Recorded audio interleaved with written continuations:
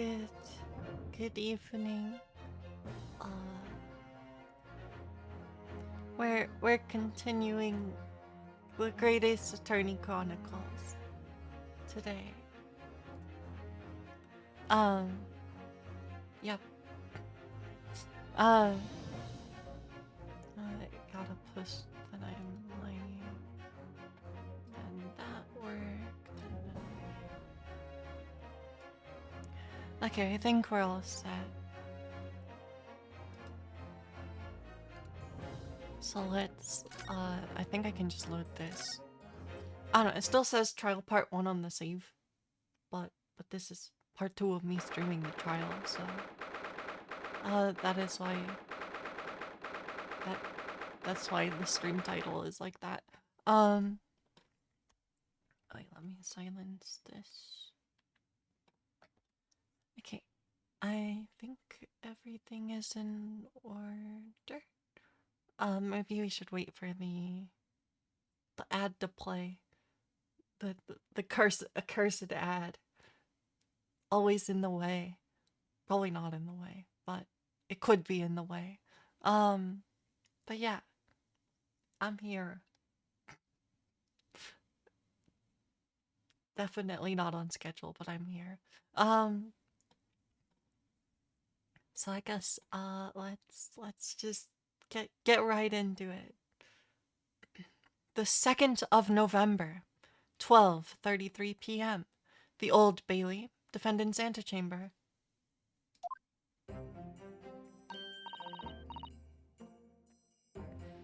Oh, there you are, Odo. What kept you, my dear fellow? Hello, Mr. Sholmes. Gina? You sure about what you said in there? That the boss, you know, actually died the day before? It's pretty hard to swallow. Yes, I was shocked by the revelation too, Gina. As was I. Possibly more shocked than both of you.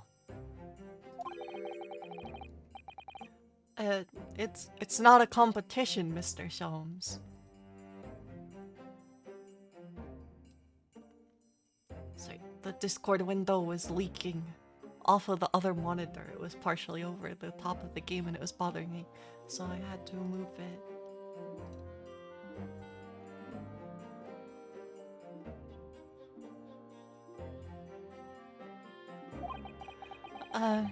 But I was more shocked than all of you put together. This is the autopsy report in question, is it? Yes. It's strange that there's no time of death noted. I suppose there's a simple explanation. Or perhaps it was a deliberate omission?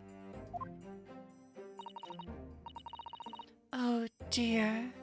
If it was deliberate, it puts me in mind of the last case we worked on, and Dr. Seath.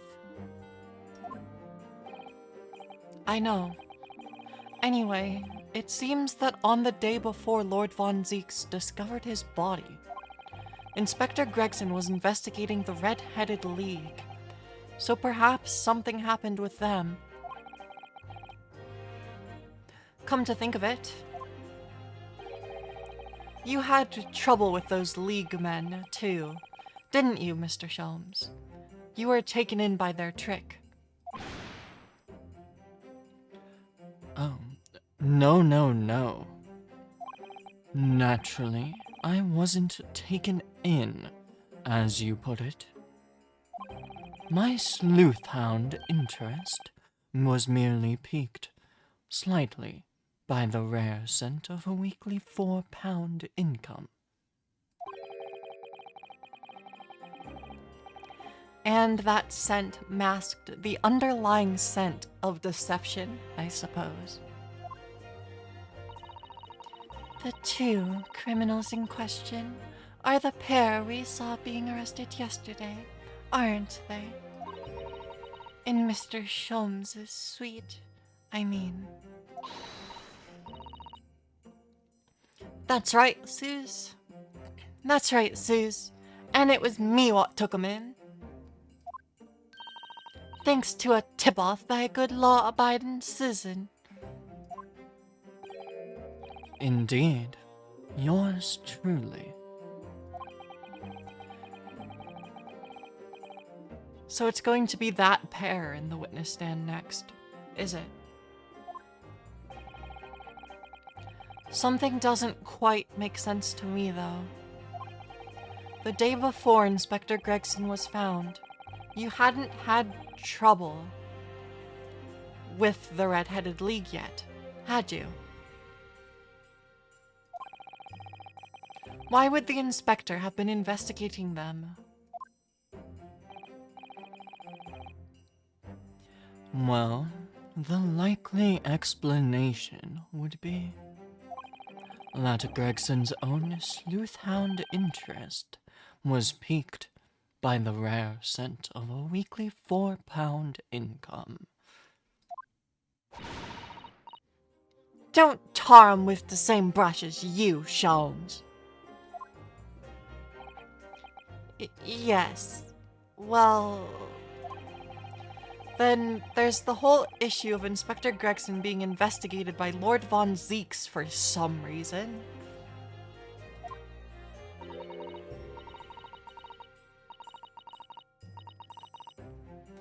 The Reaper, the Red-Headed League, Inspector Gregson, Lord Von Zeeks. And Kazuma.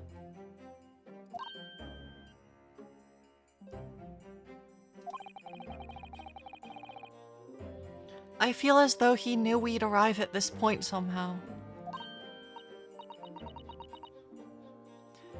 Gosh, I think you're right. What's he really trying to achieve here today?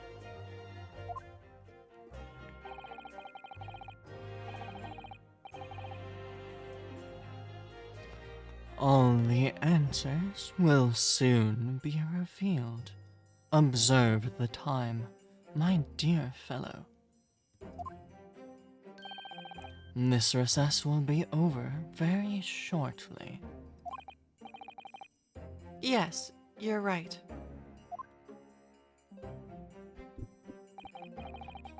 Kazuma was determined that he should be the one to prosecute this trial. And he was determined that I should take the defense. Just what is it he's hoping to make me see, I wonder. I get the feeling we're a long way from the end of this trial yet.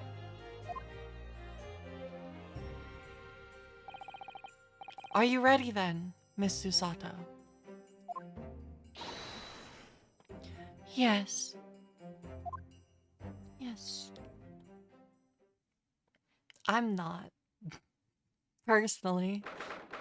The 2nd of November, 1 p.m., the Old Bailey courtroom.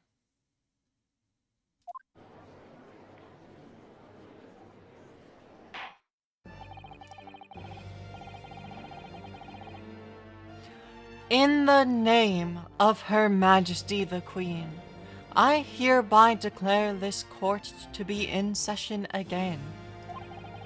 We resume the closed court hearing of Barak Von Zeeks, here present, who stands accused of murder. Now then, Prosecutor Asoki. My lord, Have you summoned the witnesses as requested?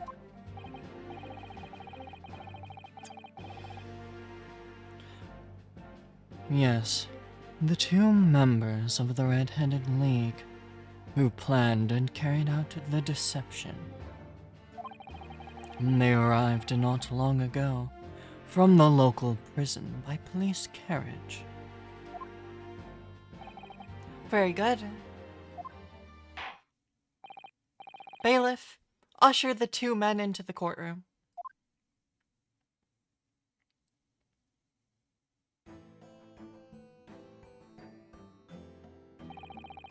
These two men are currently being held by the police on suspicion of attempted extortion.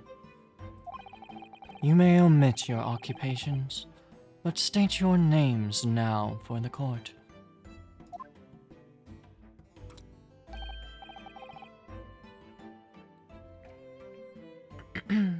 Okay.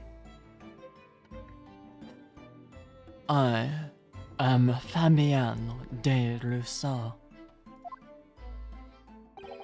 a descendant of the great de Rousseau family from Nice, en France.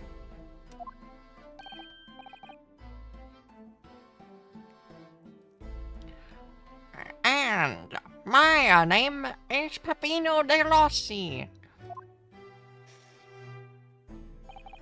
I am the third son of the great Familia de Rossi, the landowners from Napoli.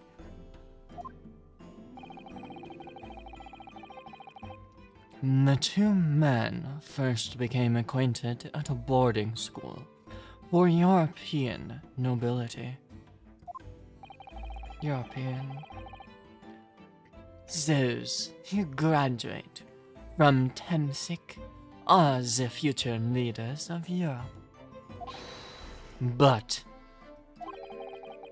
do you have any idea how boring it is to be born with noble blood? Alas, I make it my mission to get the better of the world by employing the little gray cells of my brain. That is all I am trying to do.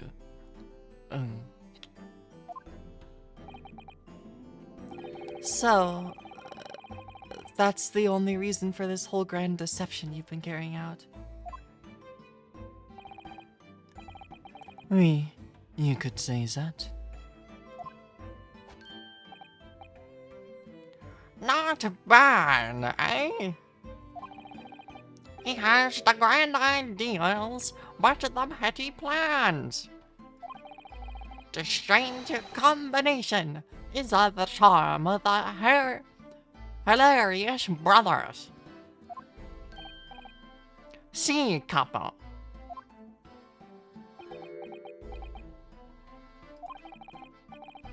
Listen to me, Peppino.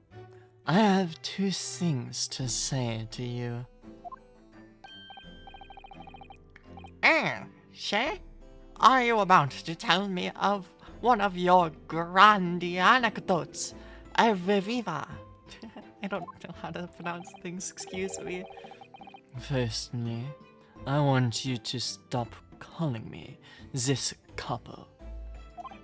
And secondly, we are not the hilarious brothers. This is serious business. Shay Bello.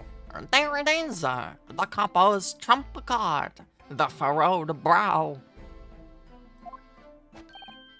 It is deep, couple, the furrow and the meaning of your words.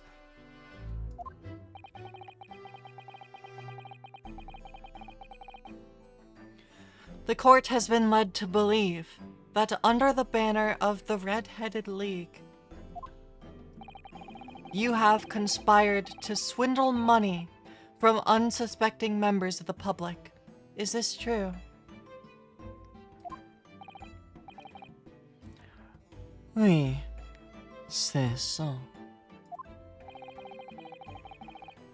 And what exactly was the nature of this deception, which you planned to defraud?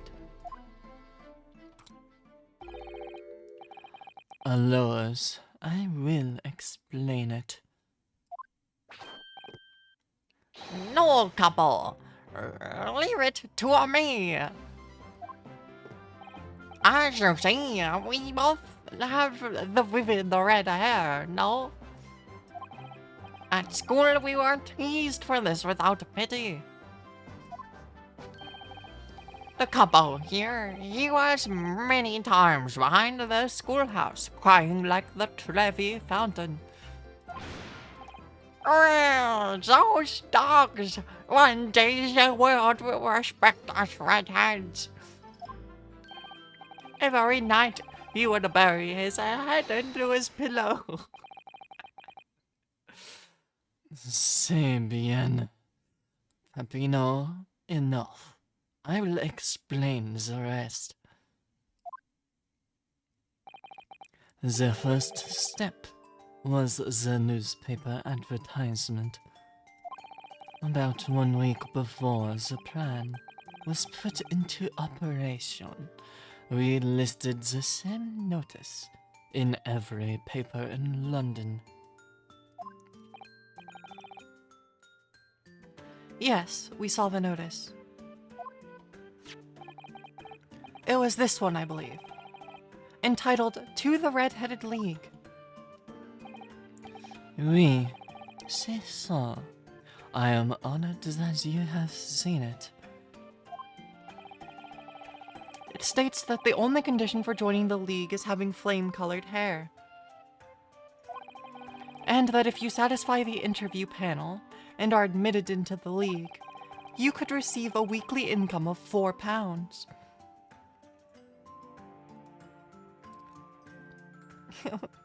Yep, very, very French witness here. I apologize in advance for me butchering French pronunciation every single time. I'll make an attempt, but it will be wrong. I'm sorry. Okay. On the date specified, red-headed hopefuls gathered in droves at a park specified in the advertisement. And from each person present, this pair took an application fee of 5 shillings.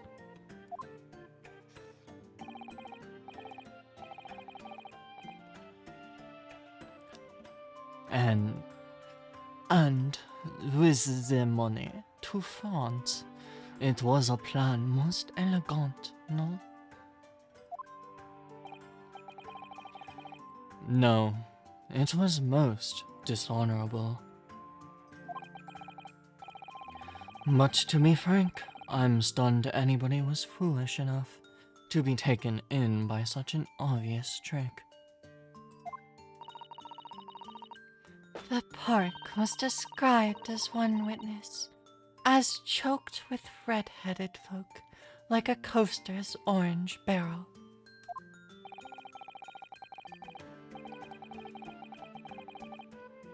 And the day on which all these men gathered to apply was the day before the victim was discovered. Crucially, these 2 men spoke face to face with every single person present that day. Oui, I have seen more red-headed people in one day than I will see in the rest of my life.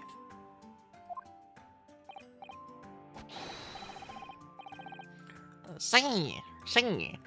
And now every time I see the couple's hair, I feel sick to my stomach. Anyway, why have we been summoned here today? Sorry. The date for our trial was not until tomorrow, I was told.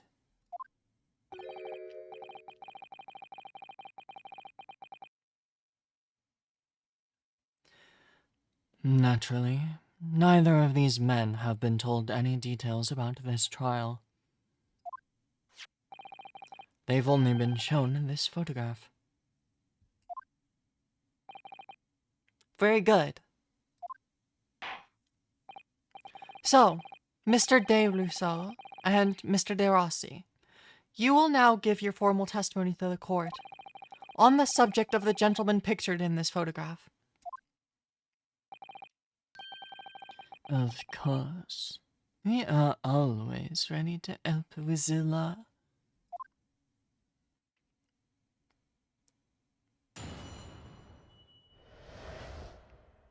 The man in the photograph. We had more than 1,000 red-headed people assemble in the park on Lime Street that day. But I don't recall the man in this photograph, eh, Capo? None. No, I do not remember him. Obviously, he is dead now, but I assure you he was not in the park. Alors, leading the victim is nothing to do with us. You have a lot to answer for, Peppino. It is your fault that we got caught in the first place.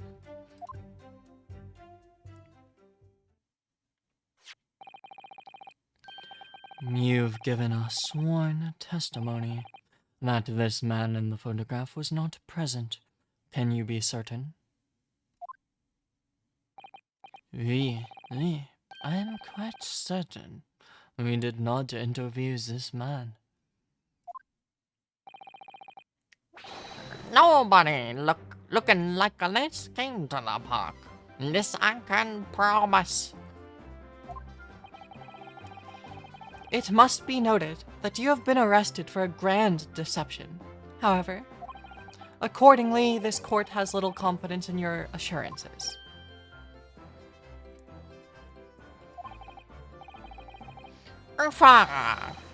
With this attitude, we get nowhere, huh? He's really sulking now. This confidential document was obtained directly from Scotland Yard. It records an entry from the inspector's private diary, dated the day before the incident. It reads, Lime Street, Red-Headed League, undercover. Ah, I have the answer. Maybe there was another similar event in the park on the day in question, eh? That is ridiculous. There's no question that Inspector Gregson was investigating the Red-Headed League then. Which means it's quite possible that's when he was killed. Very well. The defense may proceed with the cross-examination now. Yes, my lord.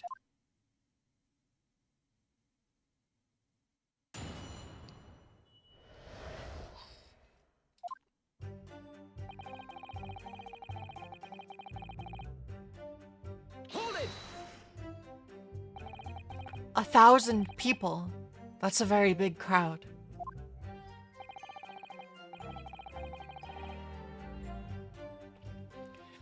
It was quite a spectacle. Redheads had come from all over the capital. See, the couple here, he has the magnetismo animale, eh? I don't know what that means. Nobody else could attract so many people. If I could be born again, I would be the couple. All those people wanted was the money, Pino. The £4 per week. Are you suggesting that you spoke personally with all 1,000 applicants?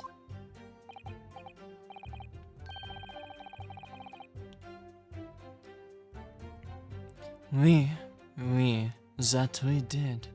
Because every one of them paid us 5 shillings.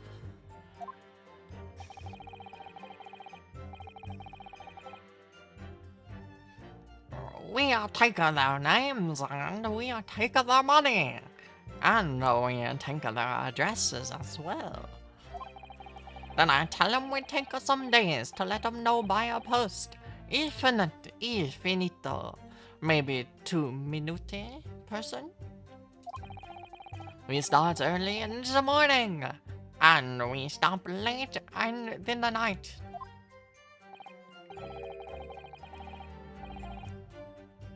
So, you earned 5,000 shillings in one day?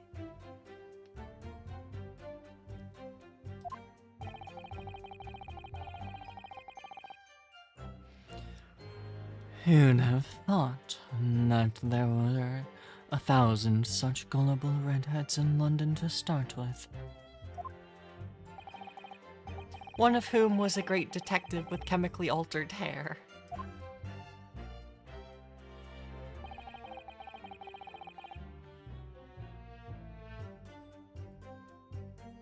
Hold it!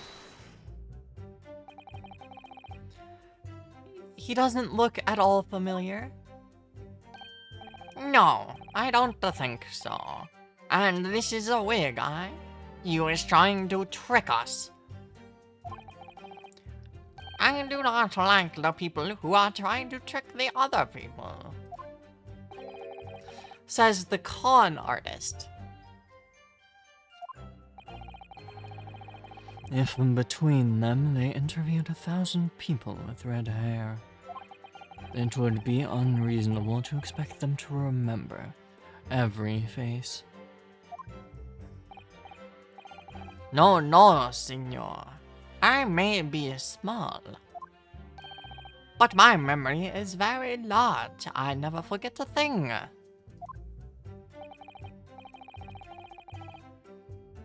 In my opinion, I do not think this man was in the park.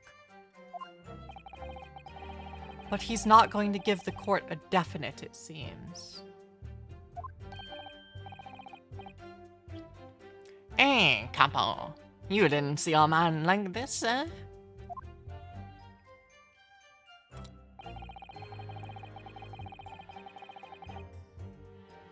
Hold it! But according to what you said, you spoke with 1,000 or more people that day. Oui, that's true. My eyes were burning by the end of the day. Surely then, you can't actually remember every single face? How are you so certain? And this particular man, this particular man was not present. Normally, the red hair is very distinctive, But not when you have 1,000 redheads crowding around, then it's just an eyesore.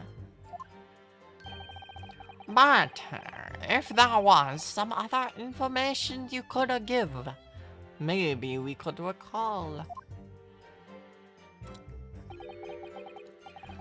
That is not the line, Peppino.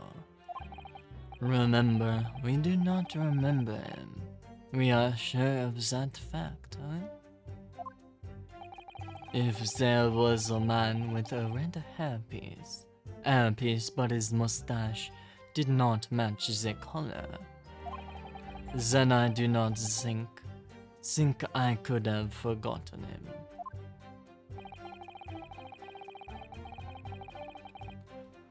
Cosmo said these two had only been shown the photograph and they'd been told nothing else. But what if I fed them just one other detail about the victim? His name. I can certainly appreciate that just knowing the man had red hair wouldn't help you remember in this situation. But what if I told you that man's name was Gregson? The man in the photograph is a Monsieur Gregson? Monsieur Gregson? Yes.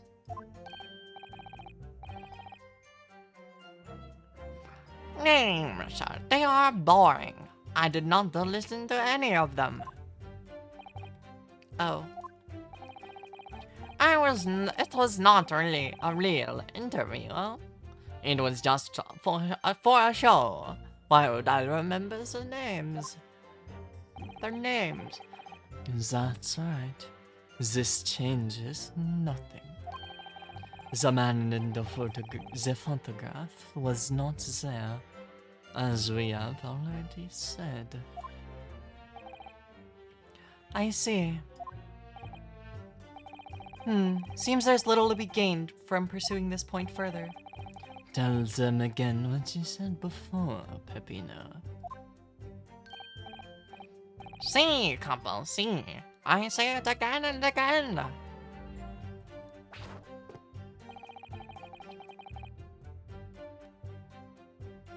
Hold it! But we only have your word for that. See, but what else can we do? True. We are not having much fun these days. First we are arrested, and then we are shown the horrible picture of a dead man. And now you question every single thing we say. We are the victims here. Aye, couple. No. You were caught carrying out a plot to swindle hundreds of innocent people.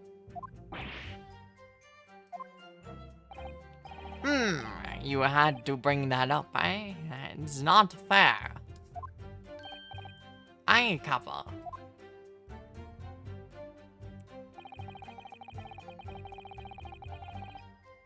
Hold it! What do you mean by that? Cavolo, you promised not to say. Aye, couple. After we had taken all the money that day, we should have left the country. That was my plan. I left the purchasing of the tickets for the ferry to Dunkirk, to my companion here. But he bought them for the wrong day. Oh, oops. See, but it's an easy mistake to make. Eh? The 31st. You mistook the first for the 31st. Buff, I have no sympathy for you. We were an all day late for the boat because of your stupidity. And it's only because of this that the so-called great red-headed detective caught us. Couple, you know what I think? This is the work of God. Is a holy punishment, Peppino, for the last time. This is not only punishment. This is only your fault. Ah! Don't blame God for your unholy mistakes. You are making me sick with anger. Maybe I make a mistake, but when it is time to eat the pasta, no one is faster. And I've seen the evidence. They haven't told us much we didn't already know. What do you think, Mr. Naruto? Well, if it was the inspector's diary... If it was in the inspector's diary, it seems likely that he must have gone to Lime Street that day. And yet the two both claim they didn't see him. I have to say, they don't appear to be telling lies. Well, they are experts in deception, don't forget. Sounding plausible is their specialty. They must be lying to avoid being implicated in this case as well. Surely, if they were truly experts in deception, they wouldn't have been caught. Well, you do have a point there. Seems to me like we need more information. Definitely.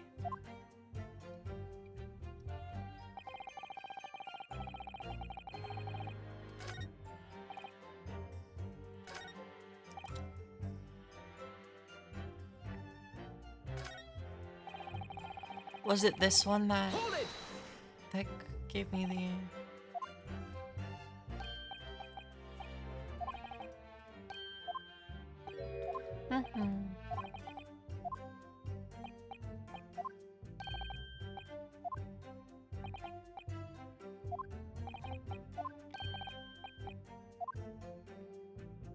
Oh, it was the other one. Hold it! I think I told them the wrong thing. I wanted to give them the false name, though.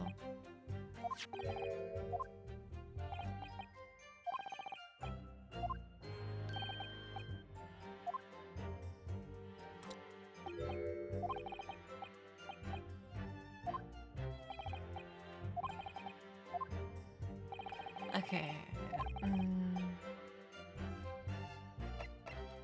Oh, the fish and chips. This is the important thing.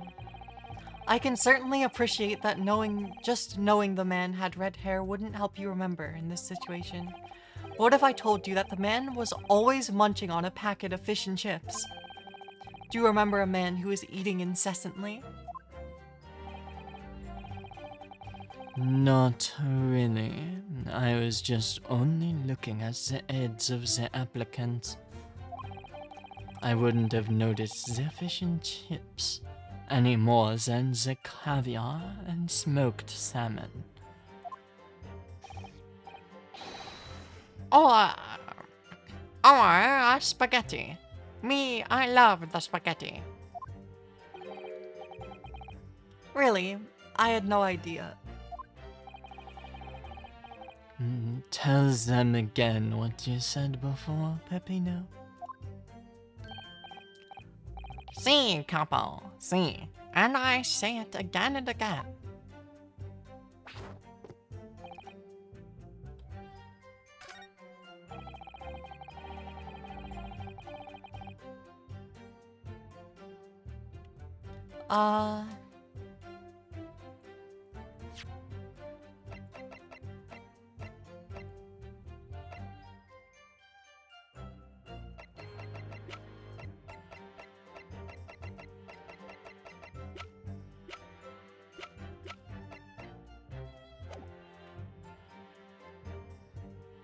Let's see.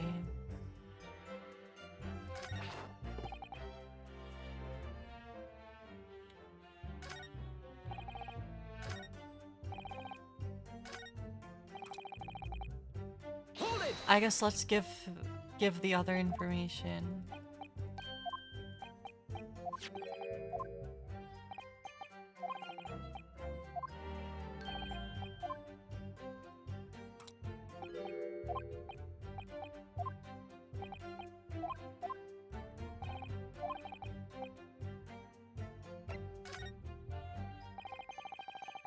I can certainly appreciate just knowing the man had red hair wouldn't help you. What if I told you that the man was a detective? The man in the photograph? A detective? Yes.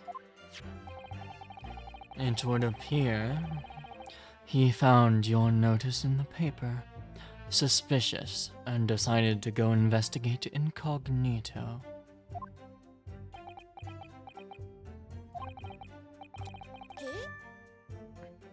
Sorry, but this changes nothing.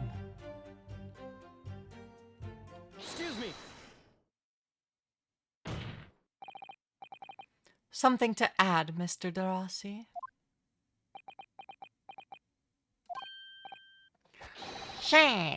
See, I am always adding up something. I'm always adding something.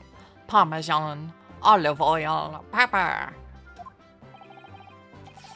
What I mean is, did you not agree with your friend's last remark by any chance? What did he just say about the detective? Yes, that. Keep your mouth shut, Peppino. You have said enough already. But why, Capo? What is the problem? There was a man who said, I am an inspector from Scotland Yard. What? Good lord. Order, order, order. Explain this volte-face in your testimony, witness. It's simple. A man who was at the park. A man who was at the park said to us that he was an inspector. There was no such man. Madai. What are you saying, Capo? Have you forgotten? I have forgotten nothing. Nobody like this came to the park. Basta, Capo. Basta. You beat me at many things, but not two. The memory and the meals. Like I said, when it is time to eat the pasta, no one is a pasta. But you are inferior to me in every other way. So shut up. Objection!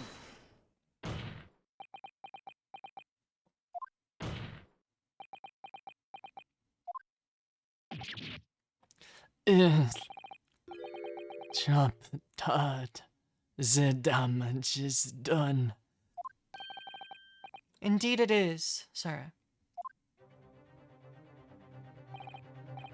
There was a man who came to the park, and he said he was an inspector from Scotland Yard. However, he looked nothing like the man in the photograph. He was someone else. How can you be so sure? Because to start with, his face was completely different. See, it's true is true. The man who came was a younger. His face was clean shaven, his eyes were sadder, his chin was thinner. No resemblance whatsoever, then.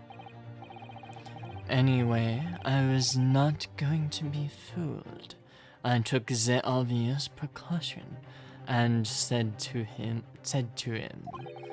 if you are really a detective, show us the proof. See, the couple here, he doesn't take a little nonsense, eh? But he was well prepared. He said he had identification. Identification? You mean official police inspector's identification? That is most unconvincing. Sorry, my lord. Counsel, no incognito inspector would offer his identification for inspection. It's out of the question. Definitely. Why would he expose his true identity?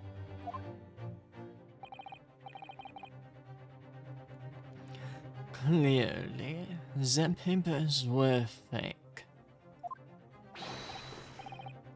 Certo, Capo, you are a genius. As we say in Italia, it takes a thief to recognize another, eh? And what happened after he announced that he was a detective? He became very annoying. He said, "You are under investigation." Yeah, big brain. Obviously fake. So I took his papers from him and chased him out of the park. It was fantastical. And look here. Here is the identification.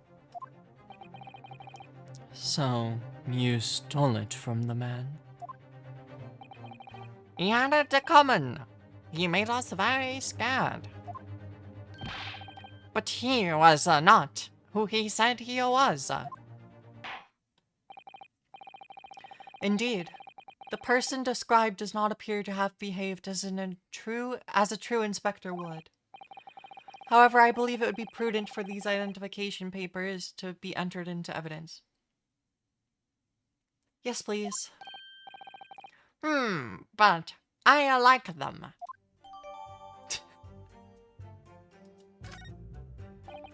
Now, let us return to the witness's testimony. Sorry, my hair is in the way.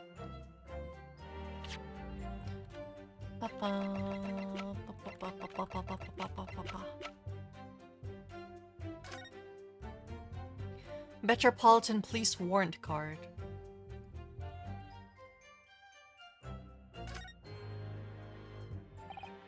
Well, I suppose we should see what this inspector's identification looks like.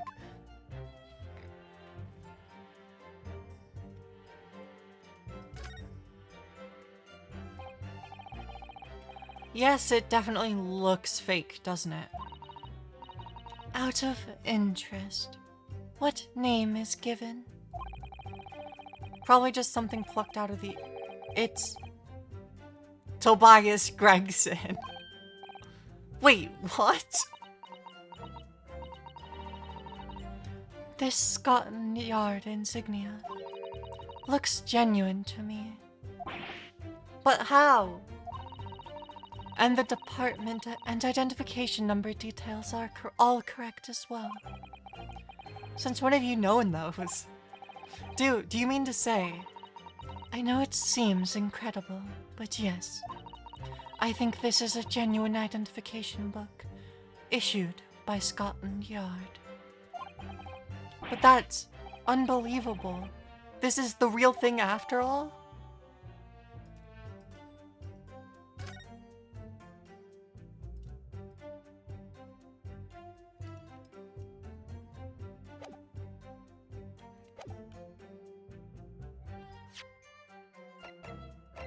Wait, so they have Gregson's ID? I wonder if I could ask you to examine this identification book very closely. Miss Lestrade. Why, Miss Lestrade? What is your intention here, Counsel? Is this really a fake, or is it genuine? That's the question, which we can't answer ourselves. Objection! Don't be ridiculous. No Scotland Yard detective would allow his or her identification to be stolen. Hold it. That is the boss's. That is boss's. No question about it. It can't be. As I suspected. The undercover detective who attended the Red-Headed League's enrollment on the day in question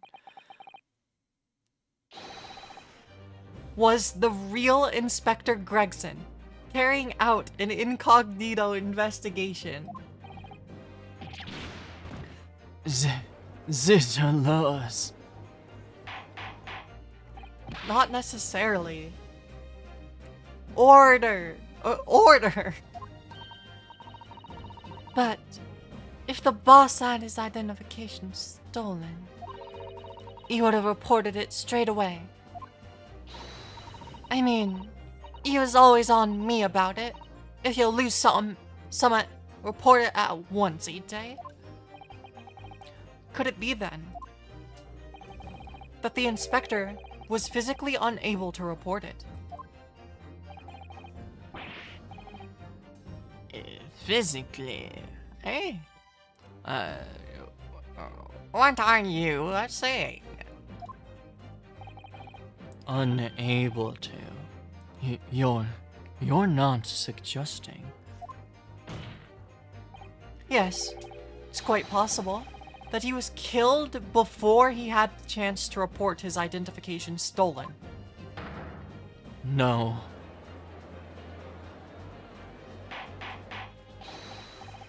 Order! Order! Order! The defense posits that the victim was killed the day before his body was discovered at a different location. Do you two have anything to say about that?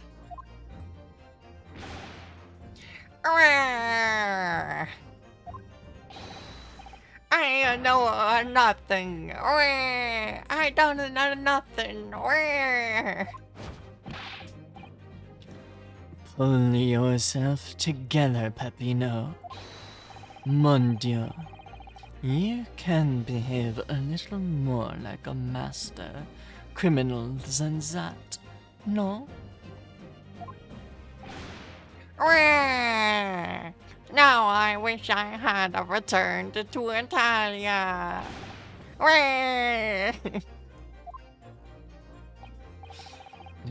Stop crying, Peppino. Please. Otherwise,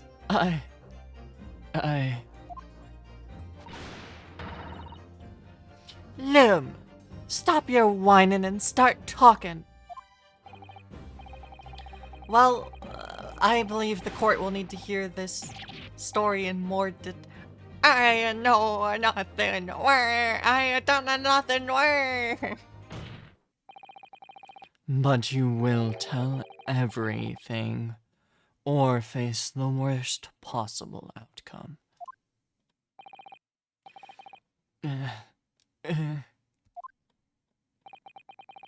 You will dry your eyes and testify again.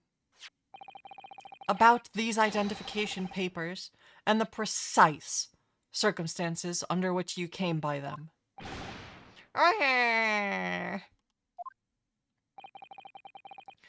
For crying out loud.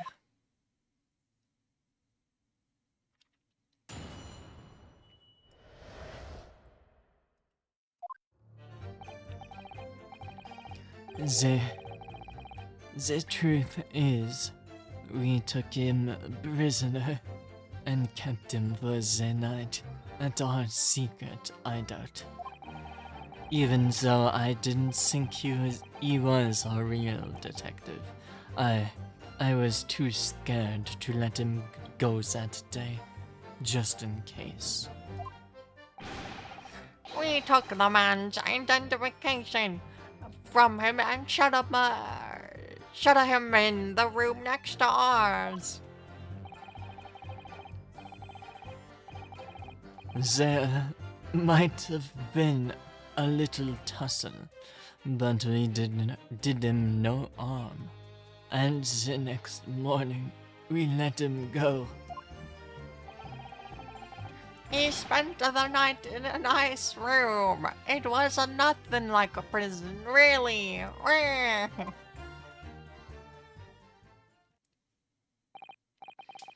This is outrageous. You imprisoned the man? But no. See, no. It was not like a prison.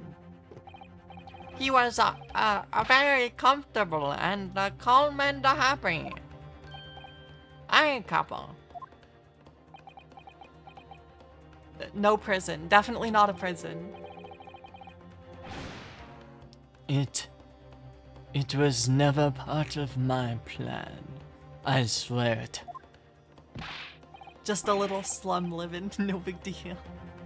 I mean, we have to know where their secret base was, so... So you think it was my fault, eh? Just because I got to date the fairy wrong? By one little a day. I do not think it was your fault, Peppino. I know it. No, no, no, no, no. Per favor, couple. It's not fair.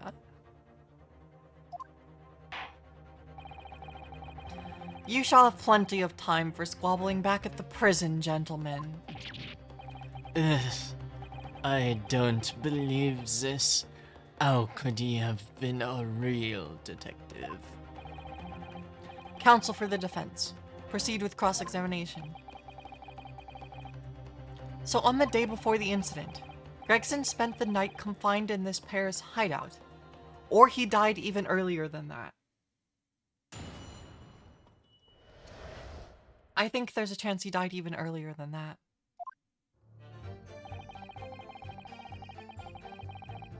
Hold it! Dude, do you realize what you're saying? You have to believe me. I never intended for that to happen. And I'm sure the detective did not intend it either. Do you think?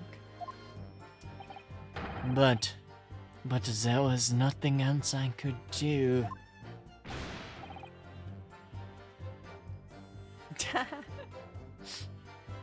See, nothing else. How is the crazy Azurni game going? Good so far. Yep. Very accented text, kind of silly. I'm sorry. This was the first crime for the couple. He was at the end of his wits. I have told you before, Peppino. That is not the way to describe a criminal mastermind. What about this hideout of yours?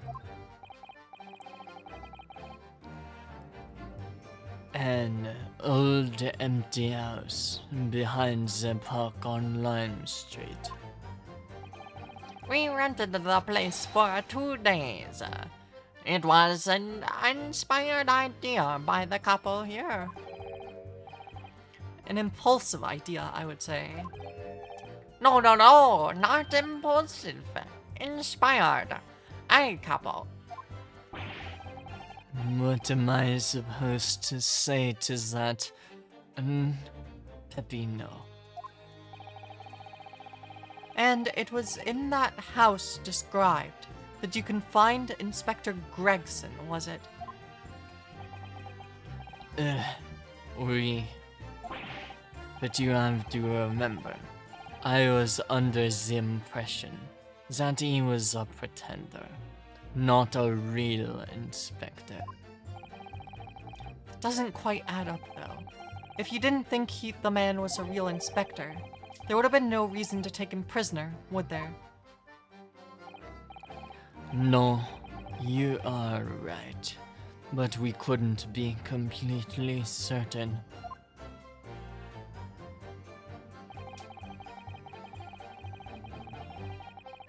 Hold it! Too scared. Why? Because why had he come to the park? We didn't know. There was a chance that he had seen through my plan. And if that was the case, he would go straight to the police station to blow the whistle on us. Even if he was just feigning to be an inspector, he was up to no good, without a doubt. I think most people would agree that it's you two who were up to no good. Well, see, you may be right, I couple. The point is, we were not able to escape from England immediately. That is why we had no choice but to take the man prisoner. What I don't understand is why the inspector felt the need to show you his identification in the first place. See, I ask myself the same question.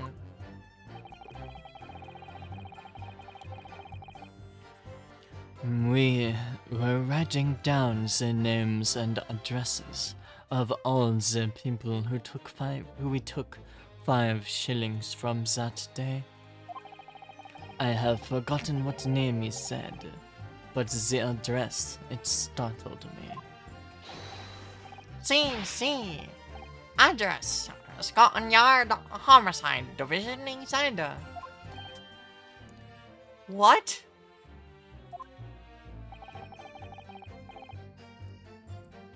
He probably didn't like your face, Pepino. Anyway, I was not rude. I just politely asked him why he had said it. And that's when he started to say he was an inspector.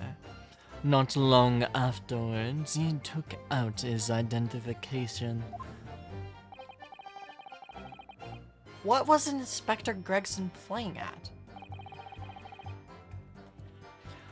Tell the court what happened next. You took him back to your hideout, you say? See, we did.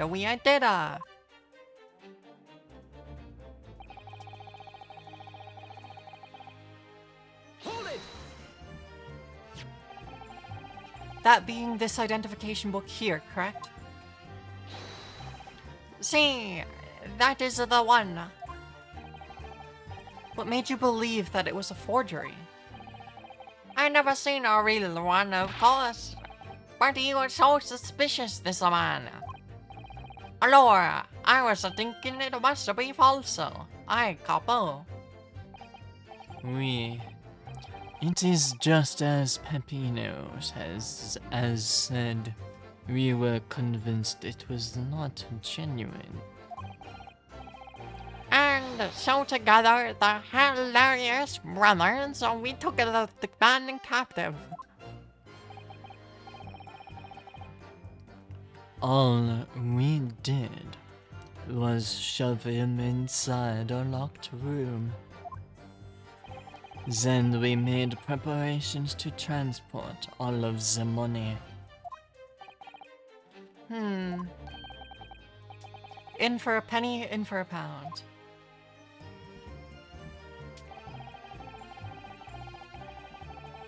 Hold it! What do you mean by a little tussle? Exactly.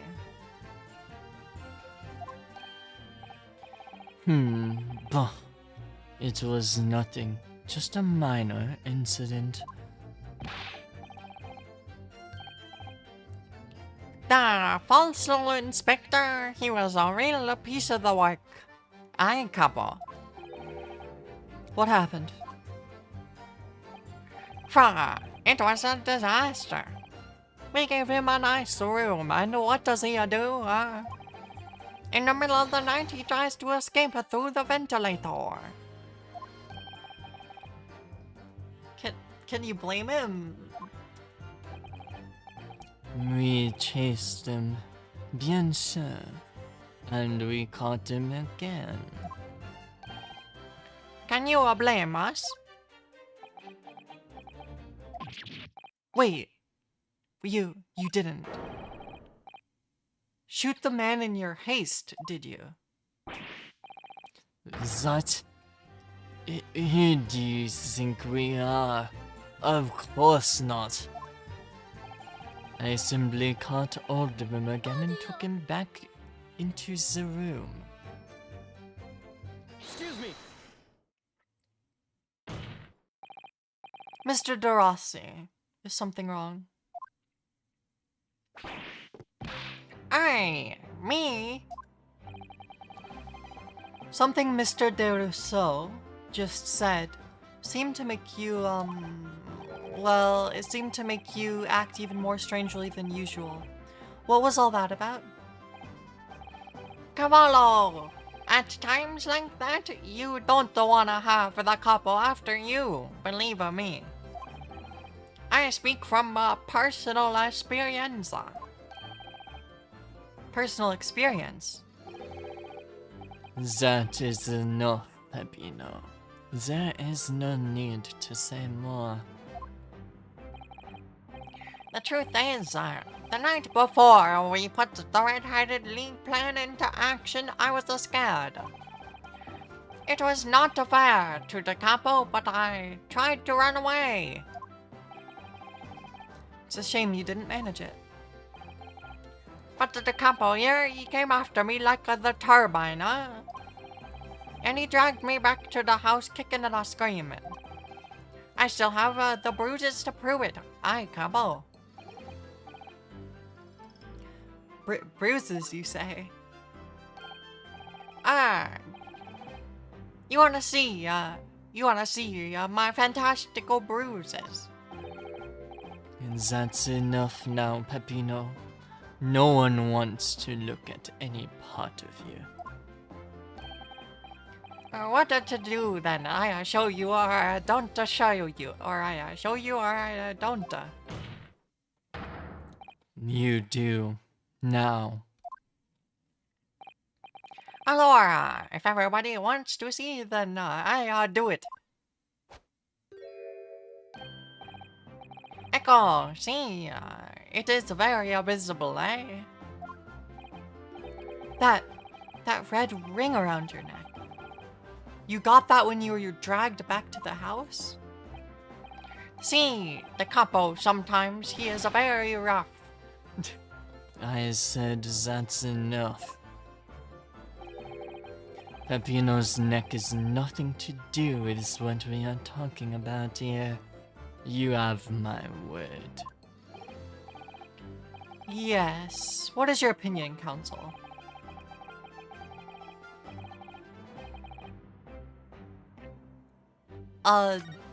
It's important. Mr. Darossi, I'm going to have to ask you to amend your testimony with details about that mark on your neck. Aye, capo. You see, everyone is interested in what I say, huh?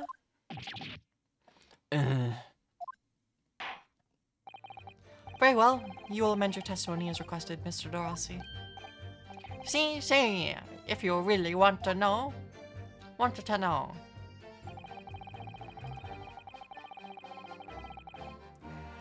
He tried to escape, but the capo put the collar on him and dragged him back. Like what he did to me, see? A collar?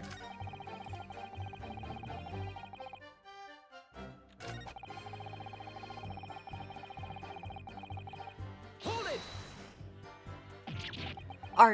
Are you saying that the red mark was caused by... See, a big collar made from the leather. A leather collar? Is this true, Mr. DeLusso? What? We had a Saint Bernard at home when I was younger.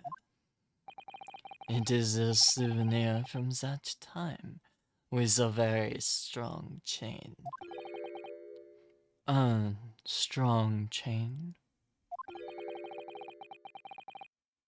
And you put that around your friend's neck? I'm sorry. I was so angry that he was leaving me alone. You did not have to tie the chain to the leg of the bed, though, did I would not have tried to run again.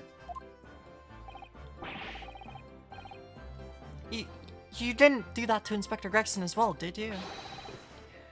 Treat the people equal is the capo here's motto, eh? It's starting to sound a lot more like a prison all of a sudden. The capo is tough, but the capo is rough. I shouldn't have done it. So the following morning when you released the inspector... He had a ring around his neck, just like me.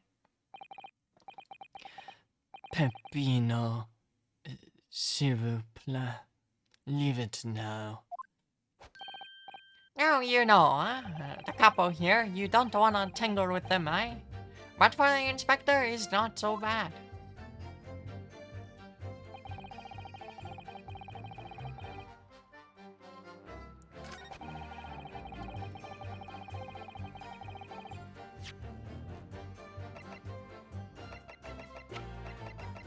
So,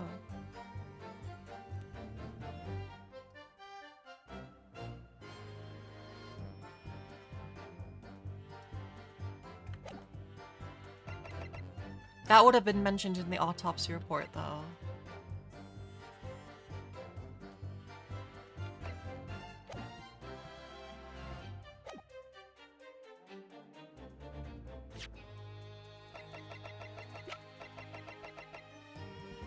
Objection!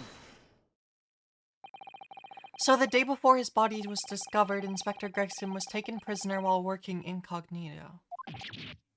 No, no. It was not like that. It was hardly a prison. It was an invitation to stay. It was only... However you describe it, there's one glaring inconsistency that remains. What inconsistency is this, Counsel? I would ask the court to look closely at the photograph of the victim, Inspector Gregson. You will see that there is no red ring visible around his neck. But that makes no sense. It was me who took the collar off the man in the morning. And I saw the red bruises on his neck, just like I have. Given that the mark is still clearly visible on this witness's neck, we'd expect to see bruising on the victim who was put in the collar more recently than Mr. De Rossi. Indeed, that is most peculiar.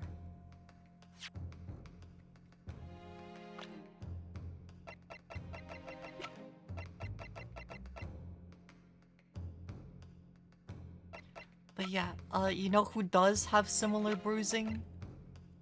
Gossip.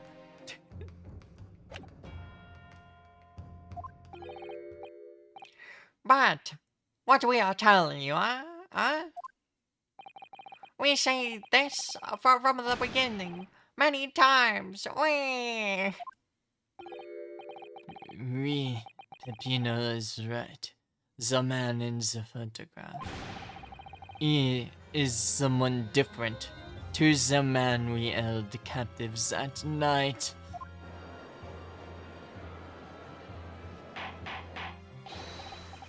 Order!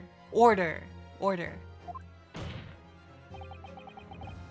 It would appear, then, that on the day before the incident, the man who visited the park on Lime Street, posing as an incognito inspector, was not Inspector Gregson at all. Objection! If that's true, however, how do you explain the inspector's identification? This is a genuine identification book issued by Scotland Yard. It's inconceivable that someone could have stolen such an important item from the inspector. The prosecution made that assertion itself. And we also know that the inspector had made a note about the Red-Headed League in his diary for that day. Which surely means we can't divorce the two events completely. The inconsistency noted by the defense is most troubling. If it were really the real Inspector Gregson whom these two red-headed gentlemen encountered, the fact that no bruising can be seen around his neck defies explanation. But, equally, if they actually encountered an imposter, how did that person come to be in possession of the real inspector's identification? Does the defense have some plausible explanation, counsel? The whole thing defies explanation. It is for precisely these occasions that we keep meticulous notes in the court record. Mr. Naruto. Because those are facts. And the facts cannot lie. No, the facts can't lie. Even when they point to something incredible, so incredible it's almost unbelievable. Well, my lord, the true identity of the person who turned up in the park for the Red-Headed League's enrollment is revealed by information in the court record, I believe. Good gracious! Very tantalizing, Mr. Naruto. So, why don't you help us all see whatever the truth is that you've apparently seen? Who exactly was the inspector that appeared before Mr. Deruso and Mr. DeRossi?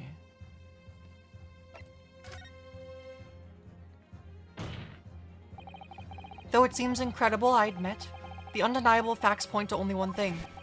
Since no bruising can be seen on the victim's neck, the person who these two red-headed men took prisoner that day could not have been Inspector Gregson. In other words, your whole argument up until now has been a waste of time. Objection! On the contrary, I haven't finished. What? There's no bruising on the victim's neck. So the question immediately posed next is who exactly was the man that took in the park on Lime Street found to be carrying Inspector Gregson's ID? See, that's alright. We tell the same story every time.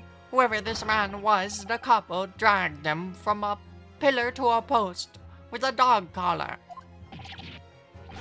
Mon Dio, Pempino. I was not so harsh as you say. Oh. So, who was that falso inspector, eh? Who was he? Clearly, the defense has an idea about that. About the true identity of the man these two imprisoned that night.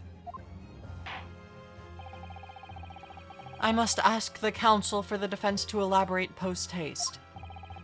Who did the witnesses encounter in the park, posing as Inspector Gregson? Take that!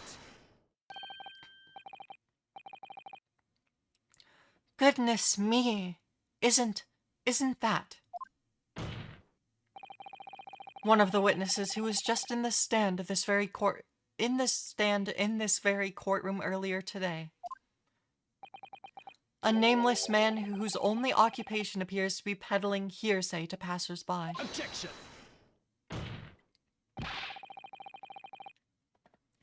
What on earth would a street seller be doing with a police inspector's identification papers? Witnesses, is this the man or not?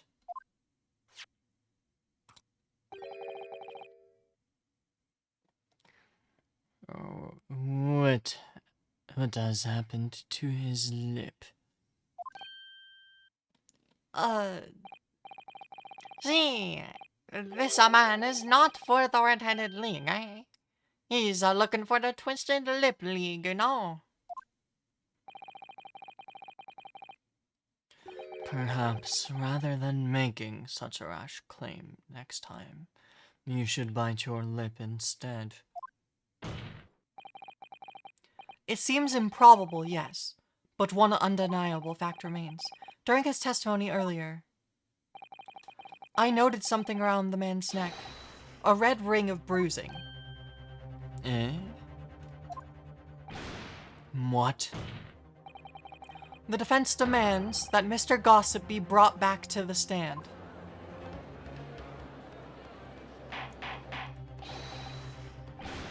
Order! Order! Bailiff. Bring the aforementioned witness back into the courtroom. Immediately.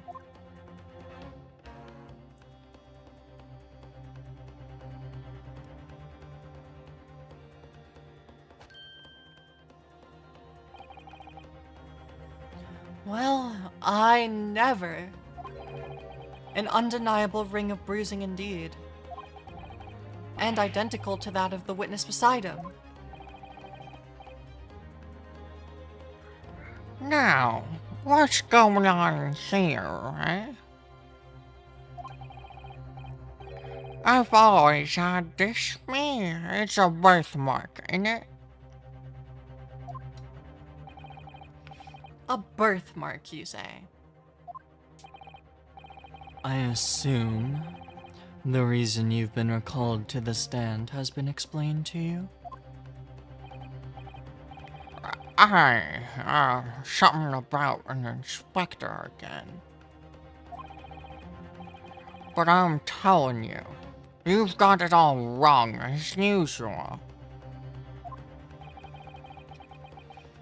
You're denying all knowledge of it. Ow. Well, of course I am. Are you trying to kill me with all this nonsense, eh? Well, at least you'll have more stories to peddle back on Fresno Street, won't you? Now, we're going to need you to testify again. And you, Mr. DeRusso, Mr. DeRossi, I'm sure you'll cooperate, won't you? Do we have any choice? We are in bigger trouble, eh, Capo? It's quite enough dilatory chatter. Proceed with the testimony. Dilatory? Dilatory?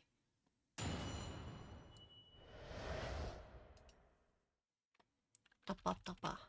Da-ba-ba.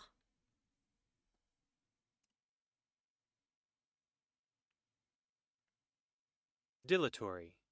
Dilatory. Slow to act.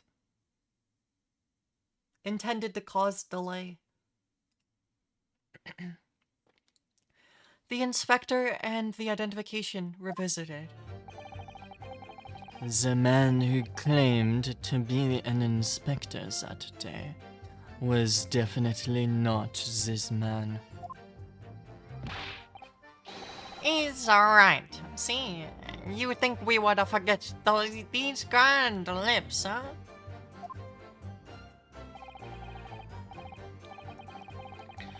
I never leave Fresno Street, alright? I've no interest in any red-headed league. I'm all alone in the world, me. I've got no kinfolk or nothing. Why would I be involved in something like that? Just look at me, right? Does it look like I could carry off a disguise with a face like this? Sorry, I'm getting the voices mixed up already. It certainly appears that we have the wrong man. What have I been telling you? There was no need for this pointless testimony.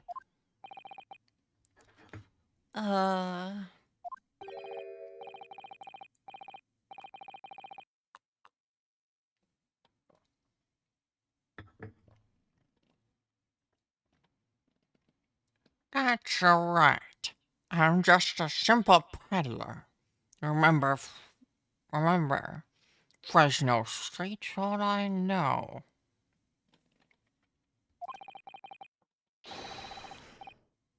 How would I have come by a police inspector's identification book, eh?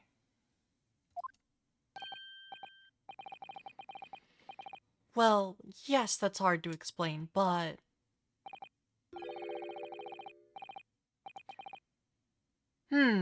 A brief cross-examination, I think, counsel. Very brief. Isn't there anyone in this courtroom who thinks I might be onto something? I stand steadfastly at your side as always, Mr. Naruto.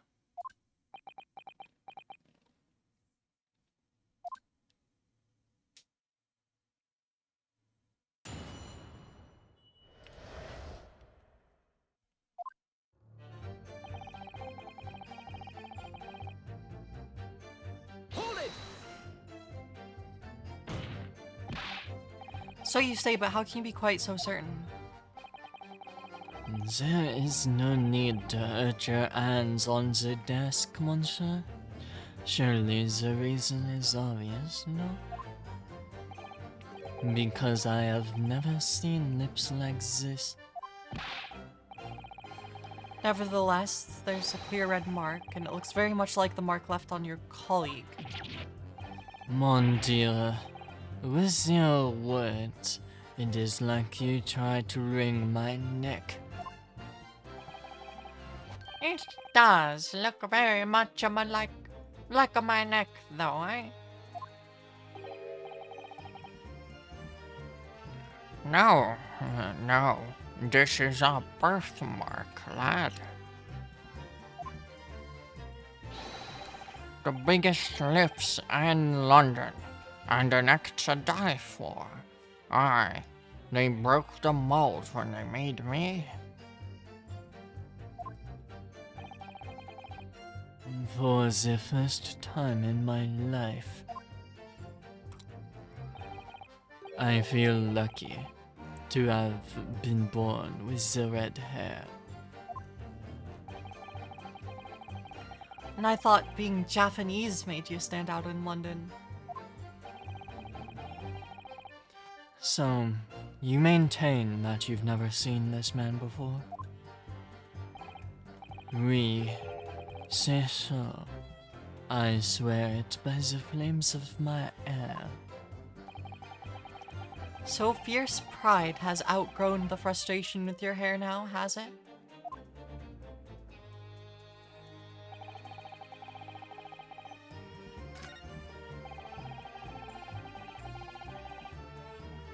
Hold it!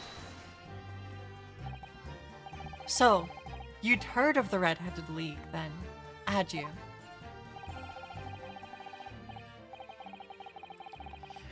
You don't get a name like Gossip for nothing, eh? It's my business to know what's going off in town. I sold that tasty tidbit to a fair few redheads that came past me. Just between us, I even got a sandwich to cough up for it. Well, he does have a very red nose, if that counts. Who knows? But as you can see, my own hair's not got a hint of red in it. And in any case, Fresno Street's my patch. You won't catch me sidling off to some other part of town, sir. Not likely. Excuse me. Mr. DeRusso.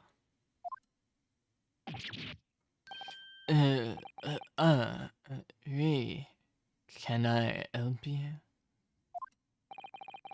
Did Mr. Gossip's words just now lead you to remember something relevant, perhaps?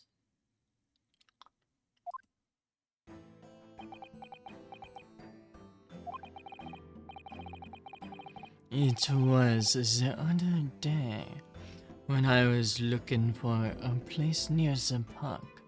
A small house or something.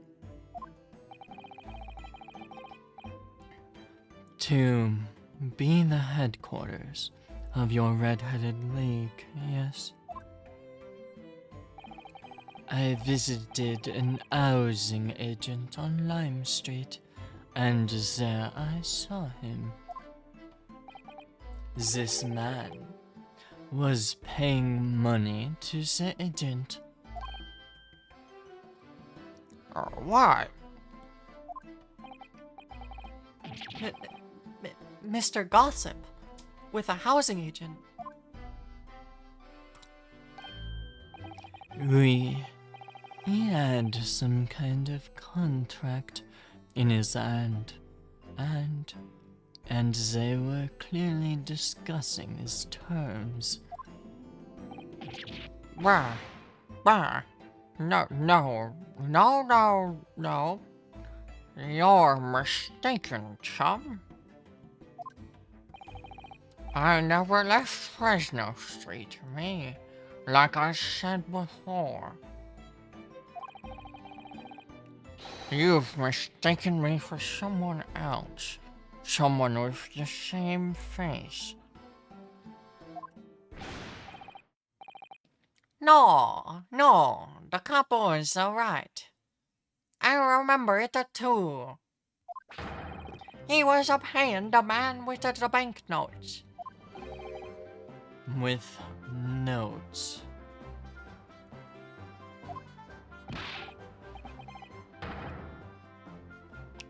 Like I said, that wasn't me.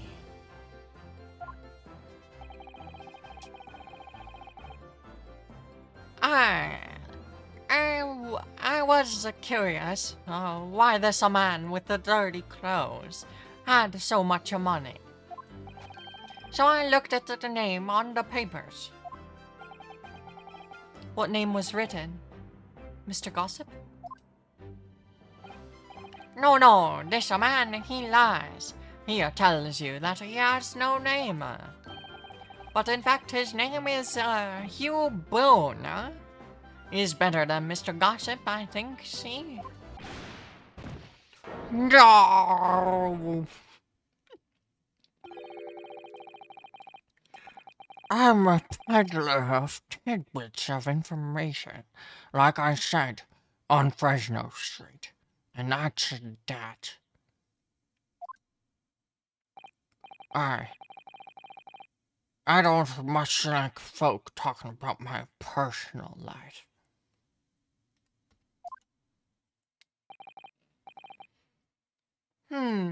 Indeed. And it is not the intention of the court to invade the privacy of the witness. But now that we've heard your name, it's too late. You're donezoed.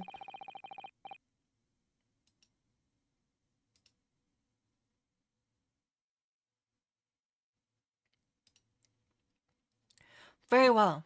I shall respect your wishes, sir. The aforementioned name shall be redacted from all court records of this trial, assuming no objections. Objection! Objection!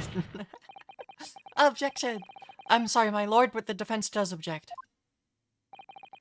Because the name just mentioned has a very deep significance to this case. Good gracious. Do you similarly object, Prosecutor Asogi?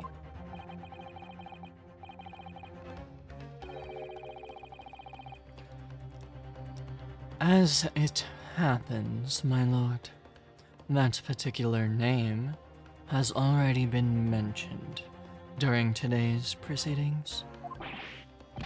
Well, I never. In what capacity? Hugh Boone. The name of the leaseholder of the room. Let me put it this very simply. The victim's body was discovered in your rented room.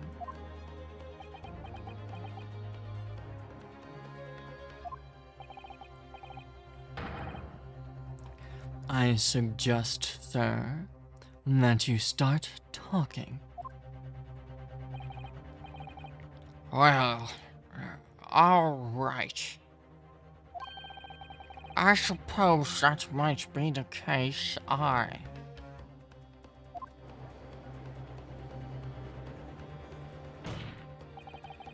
So your real name is Hugh Boone?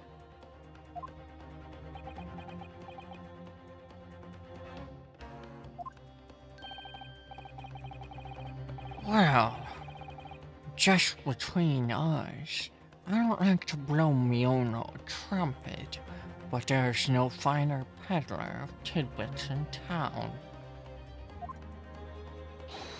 So I happen to be able to afford a grubby little room in a falling down back street townhouse.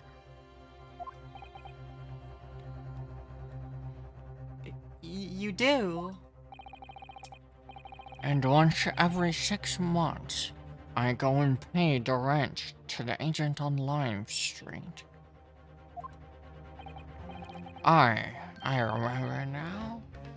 There were 2 vulgar redheads in there last time.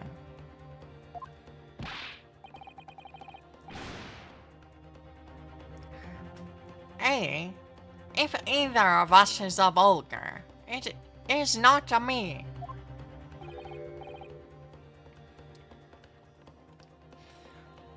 Think again, Peppino. Why didn't you bring this up before? It's like I told you already.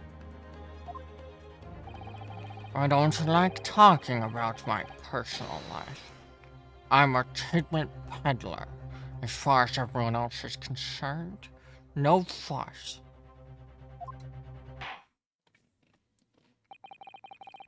You will update your testimony to include this most surprising revelation, Mr. Boone. If I must.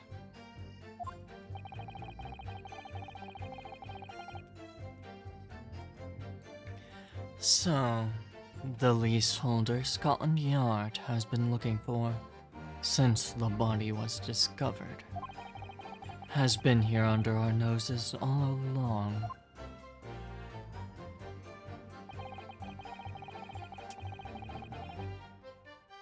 Hold it! So you live in that room, presumably, do you? No, I don't live there. What do you think?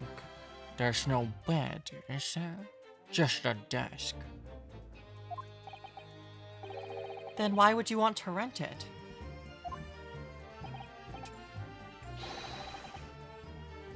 Well, I don't think I should have to say, really. I think you have to say. Then, how about the notice board in there? Which was covered from top to bottom. In confidential documents only police should have access to. Ah, no. That board's not mine.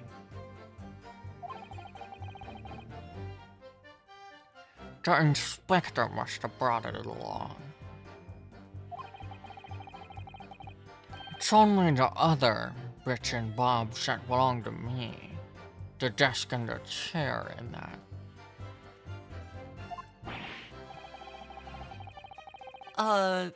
People don't generally carry enormous notice boards around. The real question is, why was Inspector Gregson killed there in your room?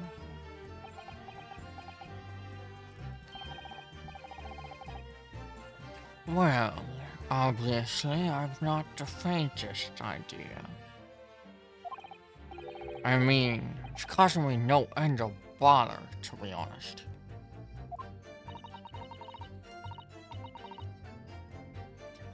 It seems to me that Mr. Gossip, sorry, Mr. Boone, would rather as little is known about his room as possible for some reason. Yes, it does rather come across that way. More importantly, knowing that the scene of the crime is actually his room completely changes things. In particular, there's one part of his testimony that's really bothering me now. That's how I'm finally going to undo this man.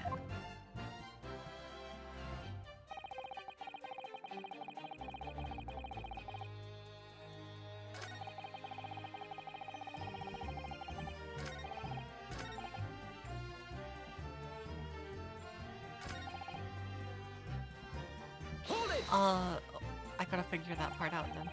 You mean you have no family? No, none at all. So I spend my days on Fresno Street, peddling tidbits to passers-by. Hoping just between us, that eventually, someone else with lips like mine will come along.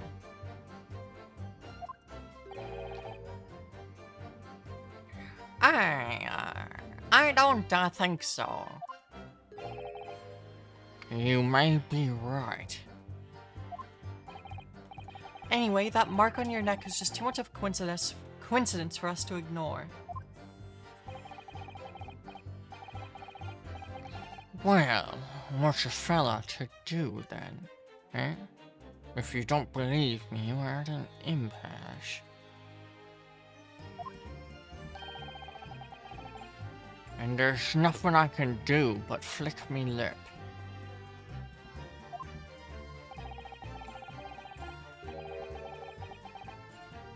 Looks like I'm not going to get anywhere here unless I can produce some proof. You're basically saying I got dressed up and posed as some fancy inspector, aren't you?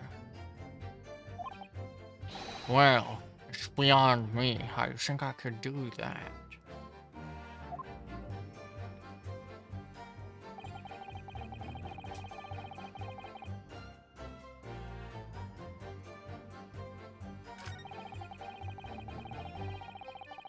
Hmm.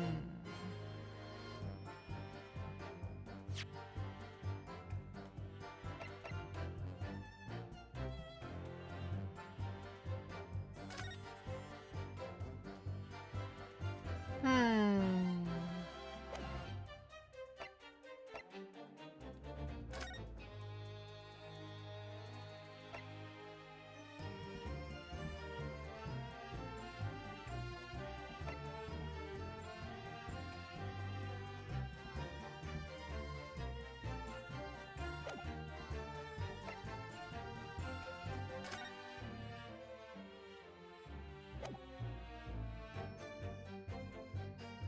Objection! But this picture was at the scene. If you have no kinfolk, as you put it, then explain why it is that among the sparse furnishings, we found this photograph in the room. Ah, I presume, as you've been renting the room, this photograph belongs to you, does it not? oh, well... Mr. Boone, drop the pretense and tell the court exactly who you really are. I don't know what you mean. I'm a peddler. I keep telling you so. Wait, is he her son?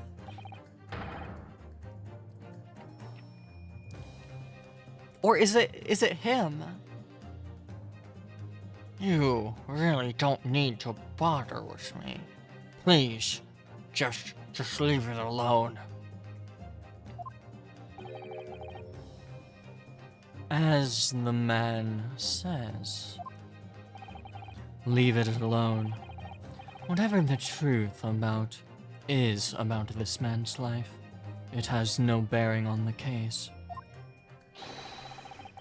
Because it's simply not possible that he impersonated Inspector Gregson. Objection! How can you be so sure? Just look at the man. No amount of disguise could ever hide those unmissable features. Objection! But what if we were to look at this the other way around? What do you mean? Yes, Counsel, what do you mean? He has a connection to someone who could pull off the disguise, simply.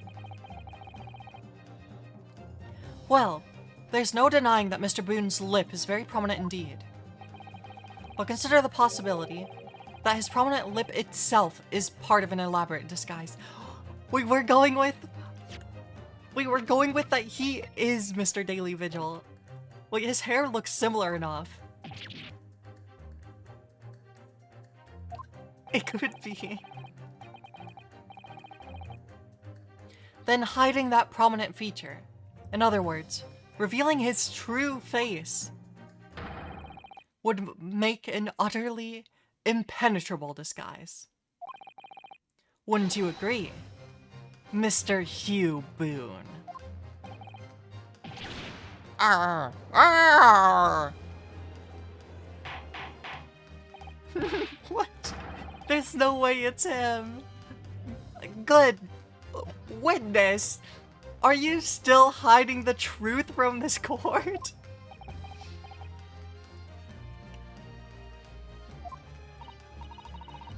If that's a disguise, then underneath it, his true identity must be. Yes, that's right. There's really only one person he could be. My lord, the defense believes it can reveal Mr. Boone's true identity to the court. No. Please. No. Very well then, counsel. What is the true identity of this peddler who simply goes by the name of Gossip?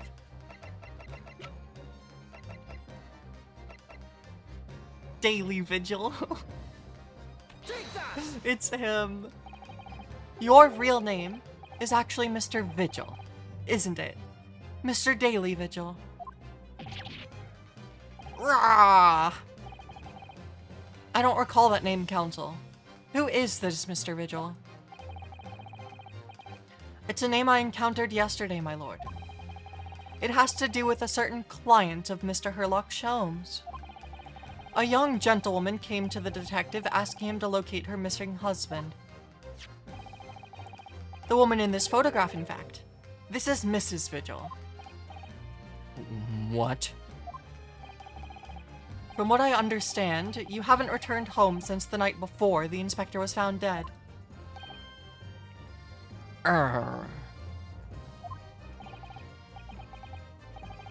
But of course, on that night, you were being held captive by the two Red-Headed League men.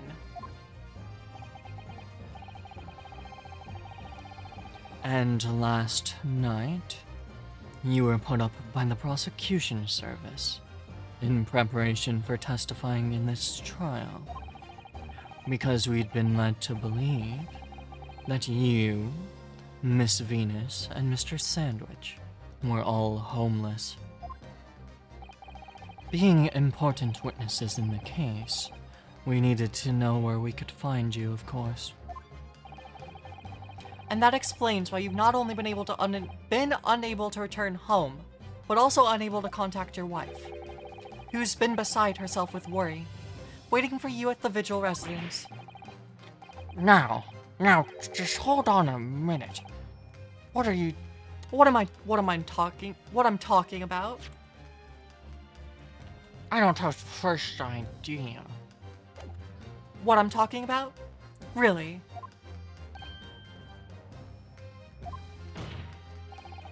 It's a simple enough matter to confirm my suspicions. All we have to do is pull off that disguise. No. Please. Bailiff, bring soap, a sponge, and a wash bowl at once. Mr. De Rousseau, Mr. De Rossi, you will restrain the witness. Oui, my lord. See, my lord. Wow. No. Stop. Get off of me, please. Don't.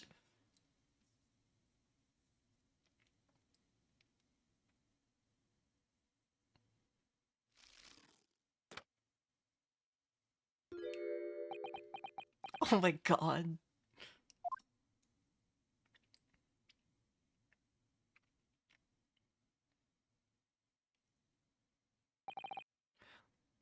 Well, we are now seeing your true features, I presume.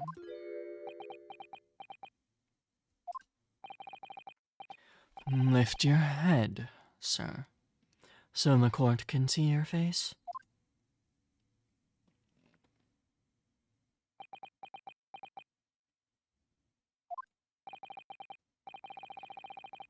It would appear that the defense counsel's assertion was entirely correct. This has all been a very elaborate deception. So, witnesses, tell the court, have you seen this man before? I don't believe it, but See, there is no question. This is the imposter we saw in the park. Extraordinary.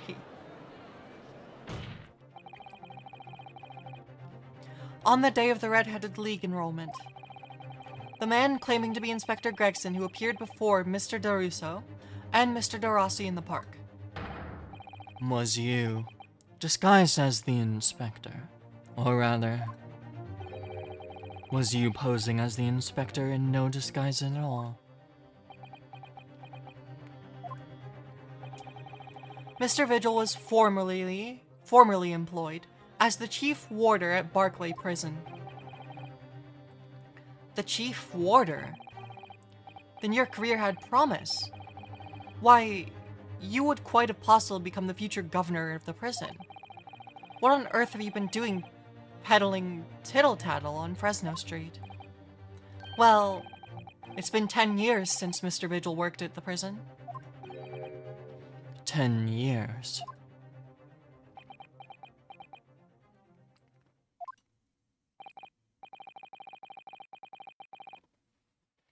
Oh, I gotta give him a different voice now.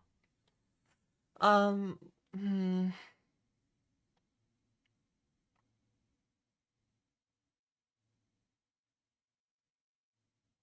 Sorry, I gotta think. Processing. Because now his speech is not impeded.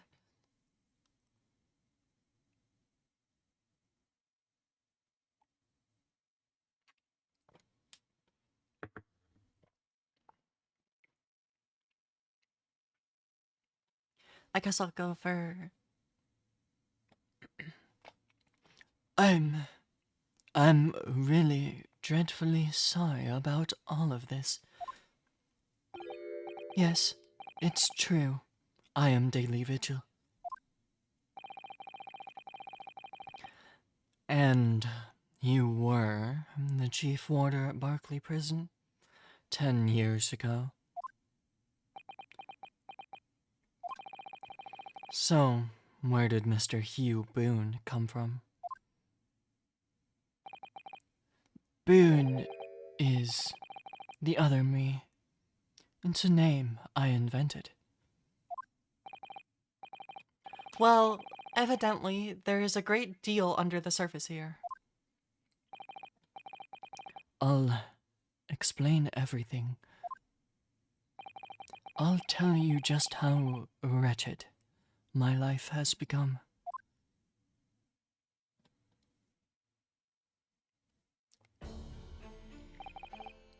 As you say, it was 10 years ago now that my employment at as Barclay's chief warder came to an end.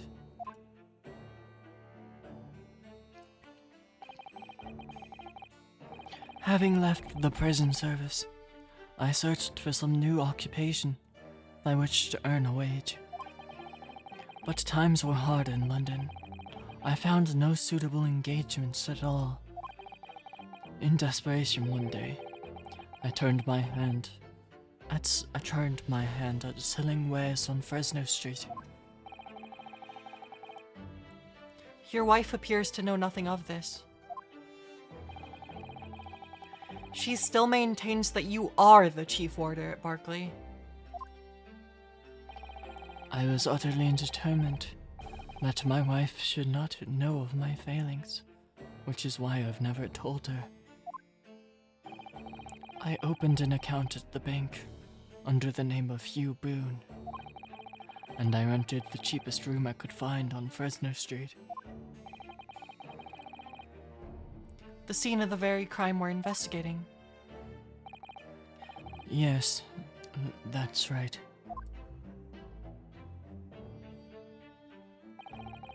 A place from which I could emerge every morning at 8 as a squalid peddler, and transform myself back every evening at 5 into a well-dressed man about the town before returning home. That quickly became my daily routine.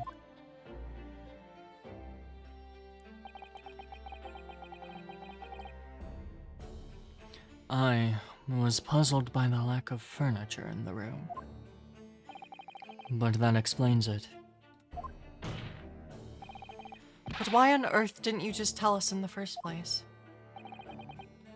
I have a wife, sir, and 2 sons, and without wishing to sound so self-conceited, they regard me with so much pride. I couldn't bring myself to disappoint them. So instead you decided to conceal your occupation from them. Yes. I've made such a terrible mess of everything. Still, one thing doesn't add up. No matter how many tidbits of information you could sell to passing gentlemen, even at 6p apiece, you couldn't hope to match the salary you must have had as chief warder at the prison. Very true. To have kept your family in comfort despite 10 years of somewhat misbegotten employment.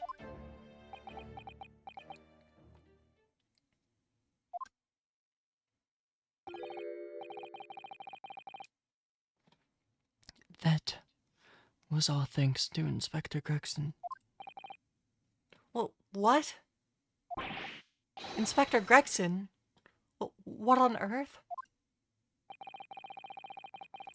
It was some years after I'd invented Boone and began my other life as a street seller. The inspector, that is, recognized me one day. Do you mean to say the victim was an acquaintance of yours? I knew him from my time working at the prison. When he saw what I'd become, he was deeply troubled for me and my family.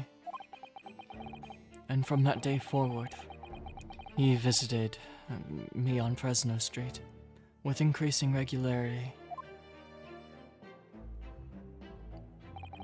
Then, one day, he asked me if I would carry out a secret assignment for him. A secret? What was it? I was to impersonate the inspector. What? Impersonate him?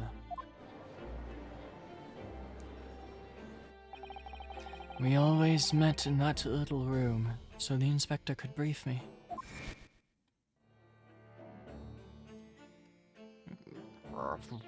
Visit Orxes tomorrow and take a statement from the proprietors. And was always something along those lines. Surveillance work, interviewing people. On those occasions, he would lend me his identification so people would believe who I was. My instructions were to make an impression, to let people know that Inspector Gregson had been at work. And for those services, he compensated me financially.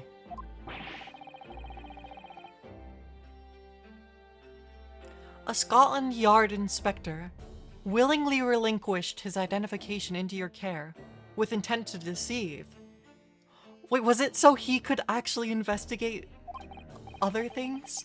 So he could investigate the Reaper? That, as I'm sure I need not point out, is a very serious criminal offense. But why? What was the point of you impersonating him? I truthfully do not know. All I can say is that the inspector warned me on numerous occasions. Now, remember, Vigil. I need your solemn words. You don't blab about this to anyone, alright? Ever. Even if I end up a croaker.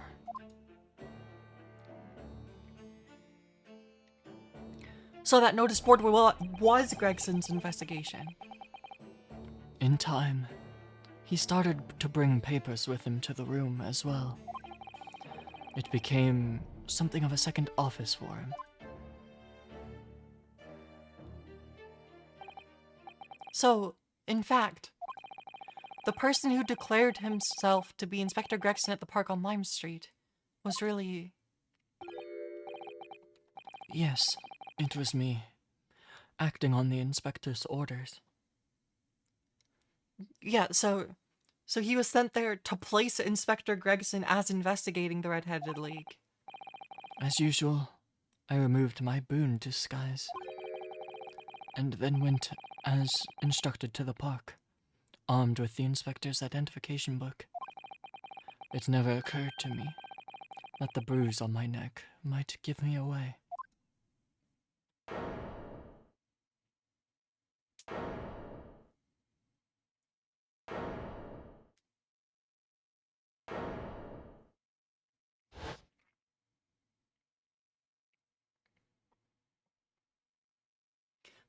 So Vigil will presume, like, he's someone his life was ruined by the Professor case 10 years ago. Gregson maybe knew that. And, also Gregson was investigating the Reaper, which is what led to his death. Presumably, is what I can guess at this point. Well, it would seem that this confession completely destroys the defense's case. Explain yourself, Prosecutor Osogi. My learned friend's assertion was as follows.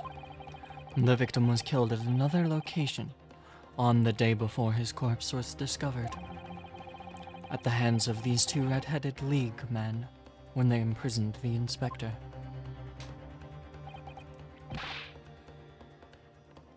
But no, that can't be. After all, it wasn't the inspector who went to the park that day. It was me. Oh, goodness. Finally, we have clarity. We had nothing to do with the murder of the inspector. And merci, Monsieur de la Défense, for proving it. What? Okay, we're here in pursuit of the truth. Order! Order. Order. Indeed. It would appear that we have reached a de facto conclusion of sorts. These witnesses had no involvement in the murder of the victim. As proven somewhat ironically by the defense. That's fine with me. I hereby call an end to the cross-examination. Hold it!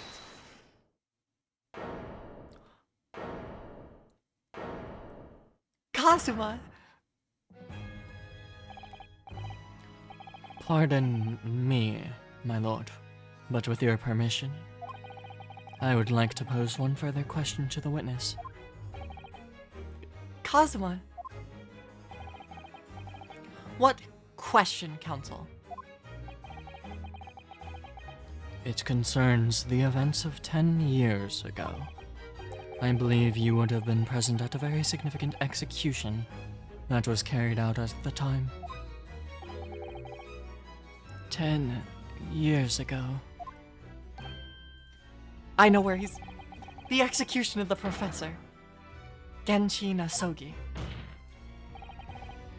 I want to know exactly what your involvement was. Oh. Answer me, man.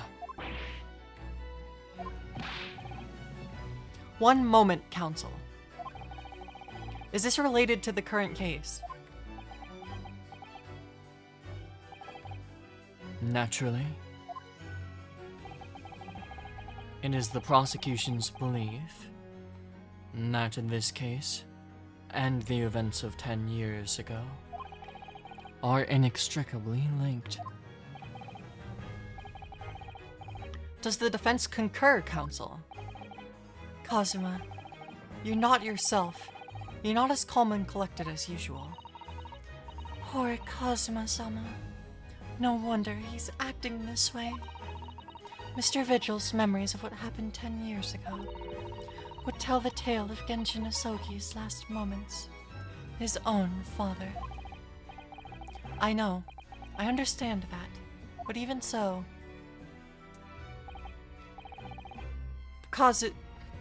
Prosecutor Asogi. Do you genuinely believe that this question requires an answer in order to learn the truth behind Inspector Gregson's death? I need you to trust me, please.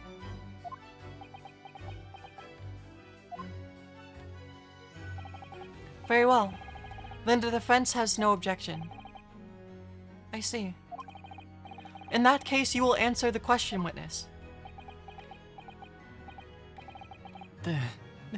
The truth is, I remember very little of that time. You've forgotten? I'm sorry to say, yes. As I said, I resigned from my role at the prison 10 years ago. No. You were discharged. But for some peculiar reason, my memory of the events leading up to that moment is extremely hazy.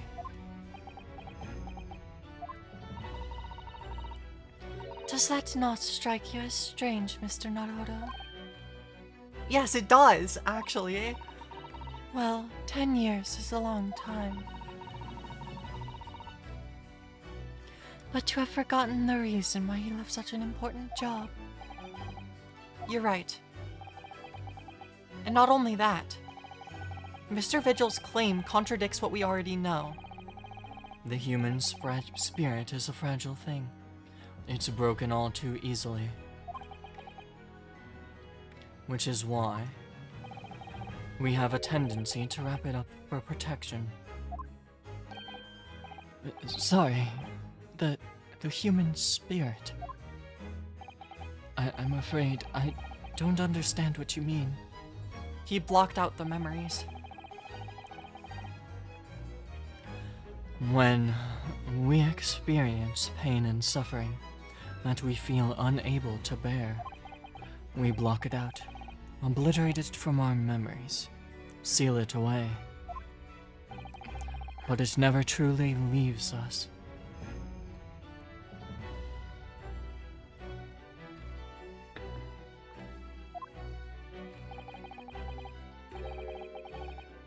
If the seal is broken, the memories resurface. And when they do, that fragile spirit may finally be crushed. But I really don't... Kazuma-sama. But if it must be crushed, then so be it. Because the truth will not stay buried. It's coming out, one way or another.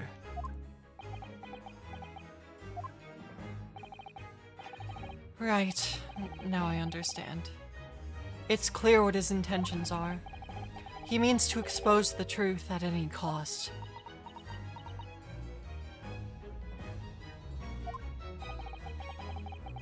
Perhaps if I pointed out the contradiction in what Mr. Vigil claimed earlier, it might cause some crucial memories to return to him. But should I? Should I present the evidence or not?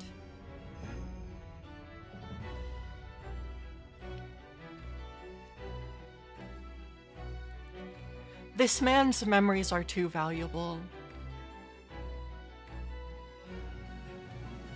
It's objectively, like, morally this is kind of a tough decision. But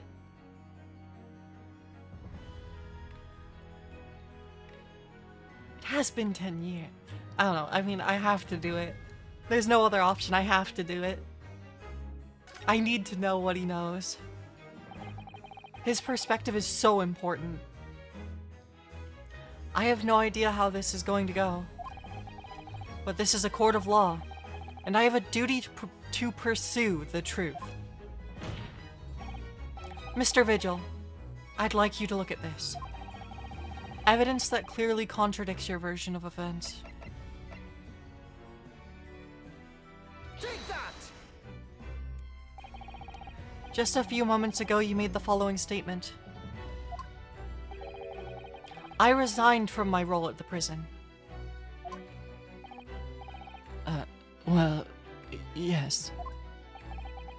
In other words, you claim to have left the post of Chief Warder of your own volition. Well, yes, of course. Why? Tell me. Do you remember seeing this document before? No. I don't. This is a dismissal notice, ordering the immediate termination of a prison staff member's employment. A dismissal notice? And the name on the notice is yours, Mr. Vigil. What? What? It's mine.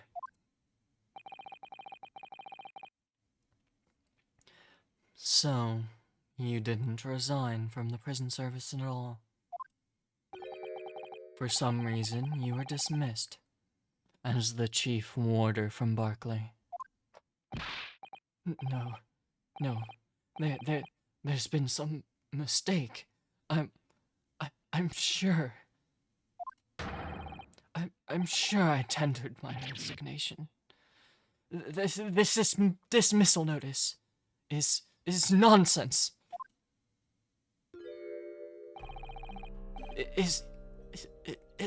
Isn't it?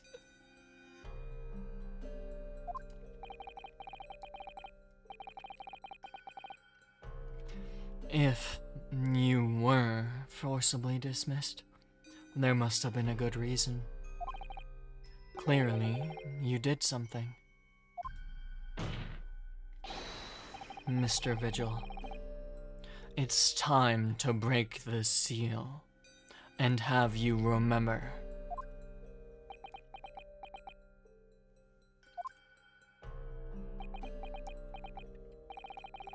According to the few remaining records, the final execution that you supervised was on the 17th of June, 10 years ago. And on that day, something very serious took place at Barclay Prison. The 17th of June. Was that? You know it was. The professor's execution. Professor. As you were the chief warder at the time, it stands to reason that you would have been present throughout the proceedings. It, it does sound familiar. And yet, that execution never took place. The convict, ostensibly executed earlier that day, later re-emerged from his grave.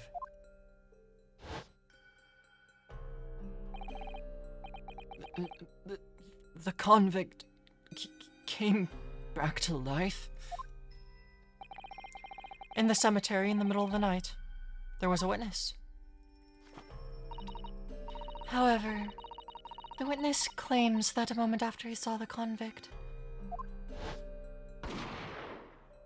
clamber out of his grave, a gunshot rang out from over his shoulder.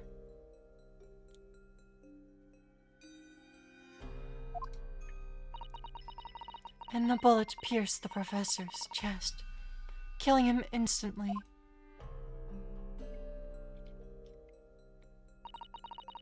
Those may have been the professor's actual last moments.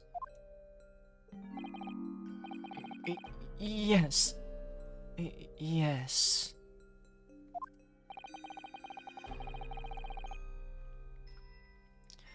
Seeing as you were in charge of overseeing executions at the time, you must know the truth about what really happened. It's in your head, somewhere deep down.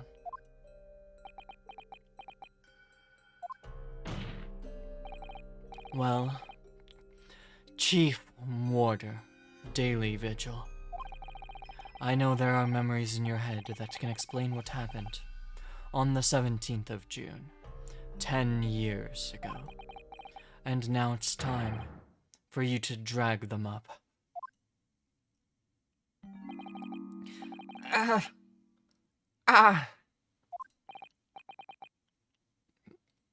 Mr. Vigil.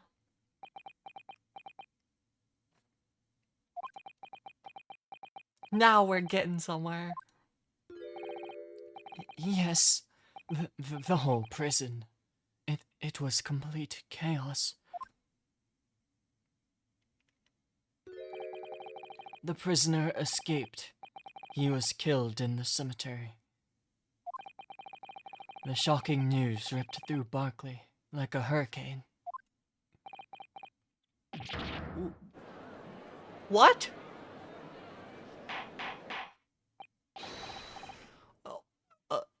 Order.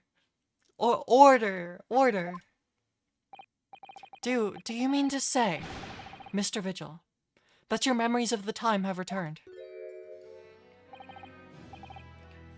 My head, it's like some floodgates have been opened. The images, the screams. Oh, my goodness. The papers. There were reports. Articles about a man who had seen a ghost. Yes, Enoch Drebber. But surely those reports were exaggerated. There were traces at the scene. Traces of what? In Lowgate Cemetery. At plot number 139. Blood. Lots of blood. That's where the man was buried, of course. Obviously, something terrible had happened there.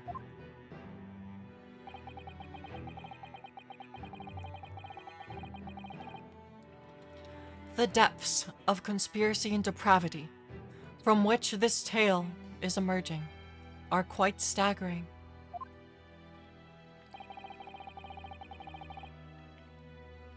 Sorry.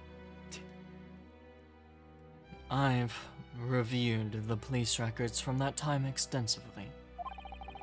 A thorough investigation was conducted by Scotland Yard to ascertain how the convict managed to escape in the first place.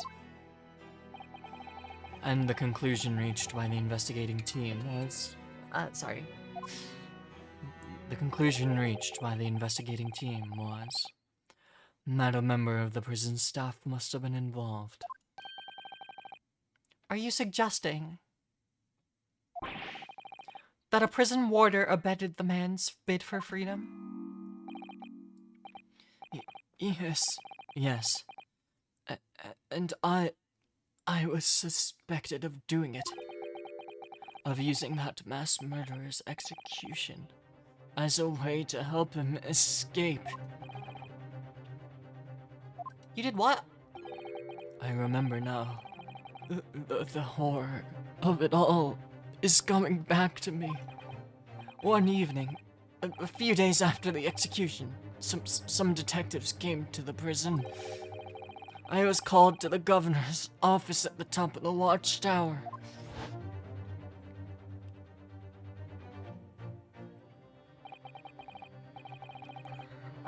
I'm sorry, Daly. This is a serious business and I cannot help you. No. As chief warder, you are responsible for overseeing the execution of four, eh? Well, it seems the fellas at Scotland Yard want to have a few wee words with you about this. You'd better pack your things, laddie. You're to attend in person. As soon as you told me that, my mind just went completely blank. And the next thing I knew, The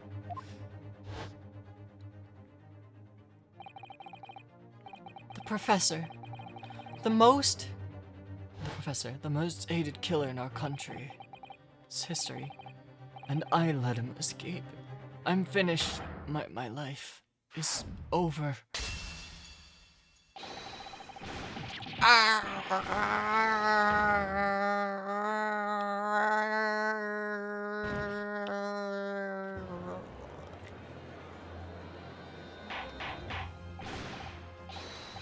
Order! Order!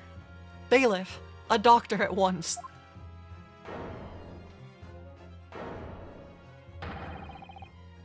Court is adjourned for today with immediate effect.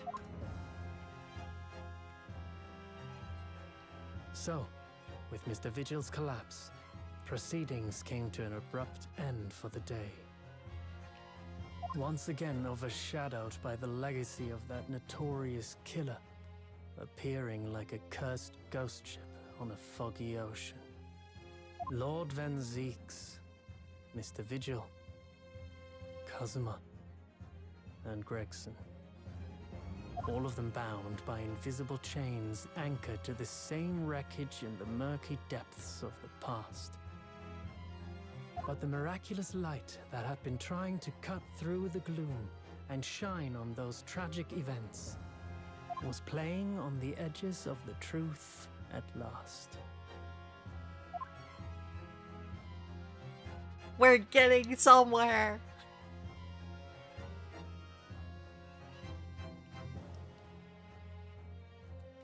Okay.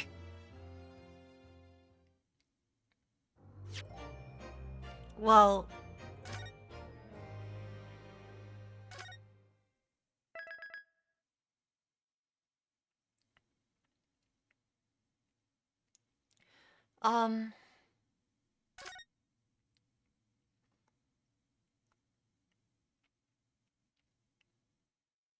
okay, so what I think I'm gonna do is, I think we'll leave it here for tonight, and then next time I play this game, I'll schedule it for earlier in the day, and then, I just want to full send it. I just want to full send it. We're finally getting there. So, because I think the next part of this case could easily take like 4 hours, and I probably shouldn't do that right now. So I think that's the plan. But don't worry, the next part of this will be scheduled for very soon. Possible as soon as I can manage it. So, but yeah, uh, thanks everyone for hanging around and watching. Sorry that timing is cursed, and now, I don't want to risk having to continue playing the game for like 10 hours. So, yeah, I hope everyone has a good rest of your day and or evening or whatever. And, um, I will see you next time. I know, I'm sorry.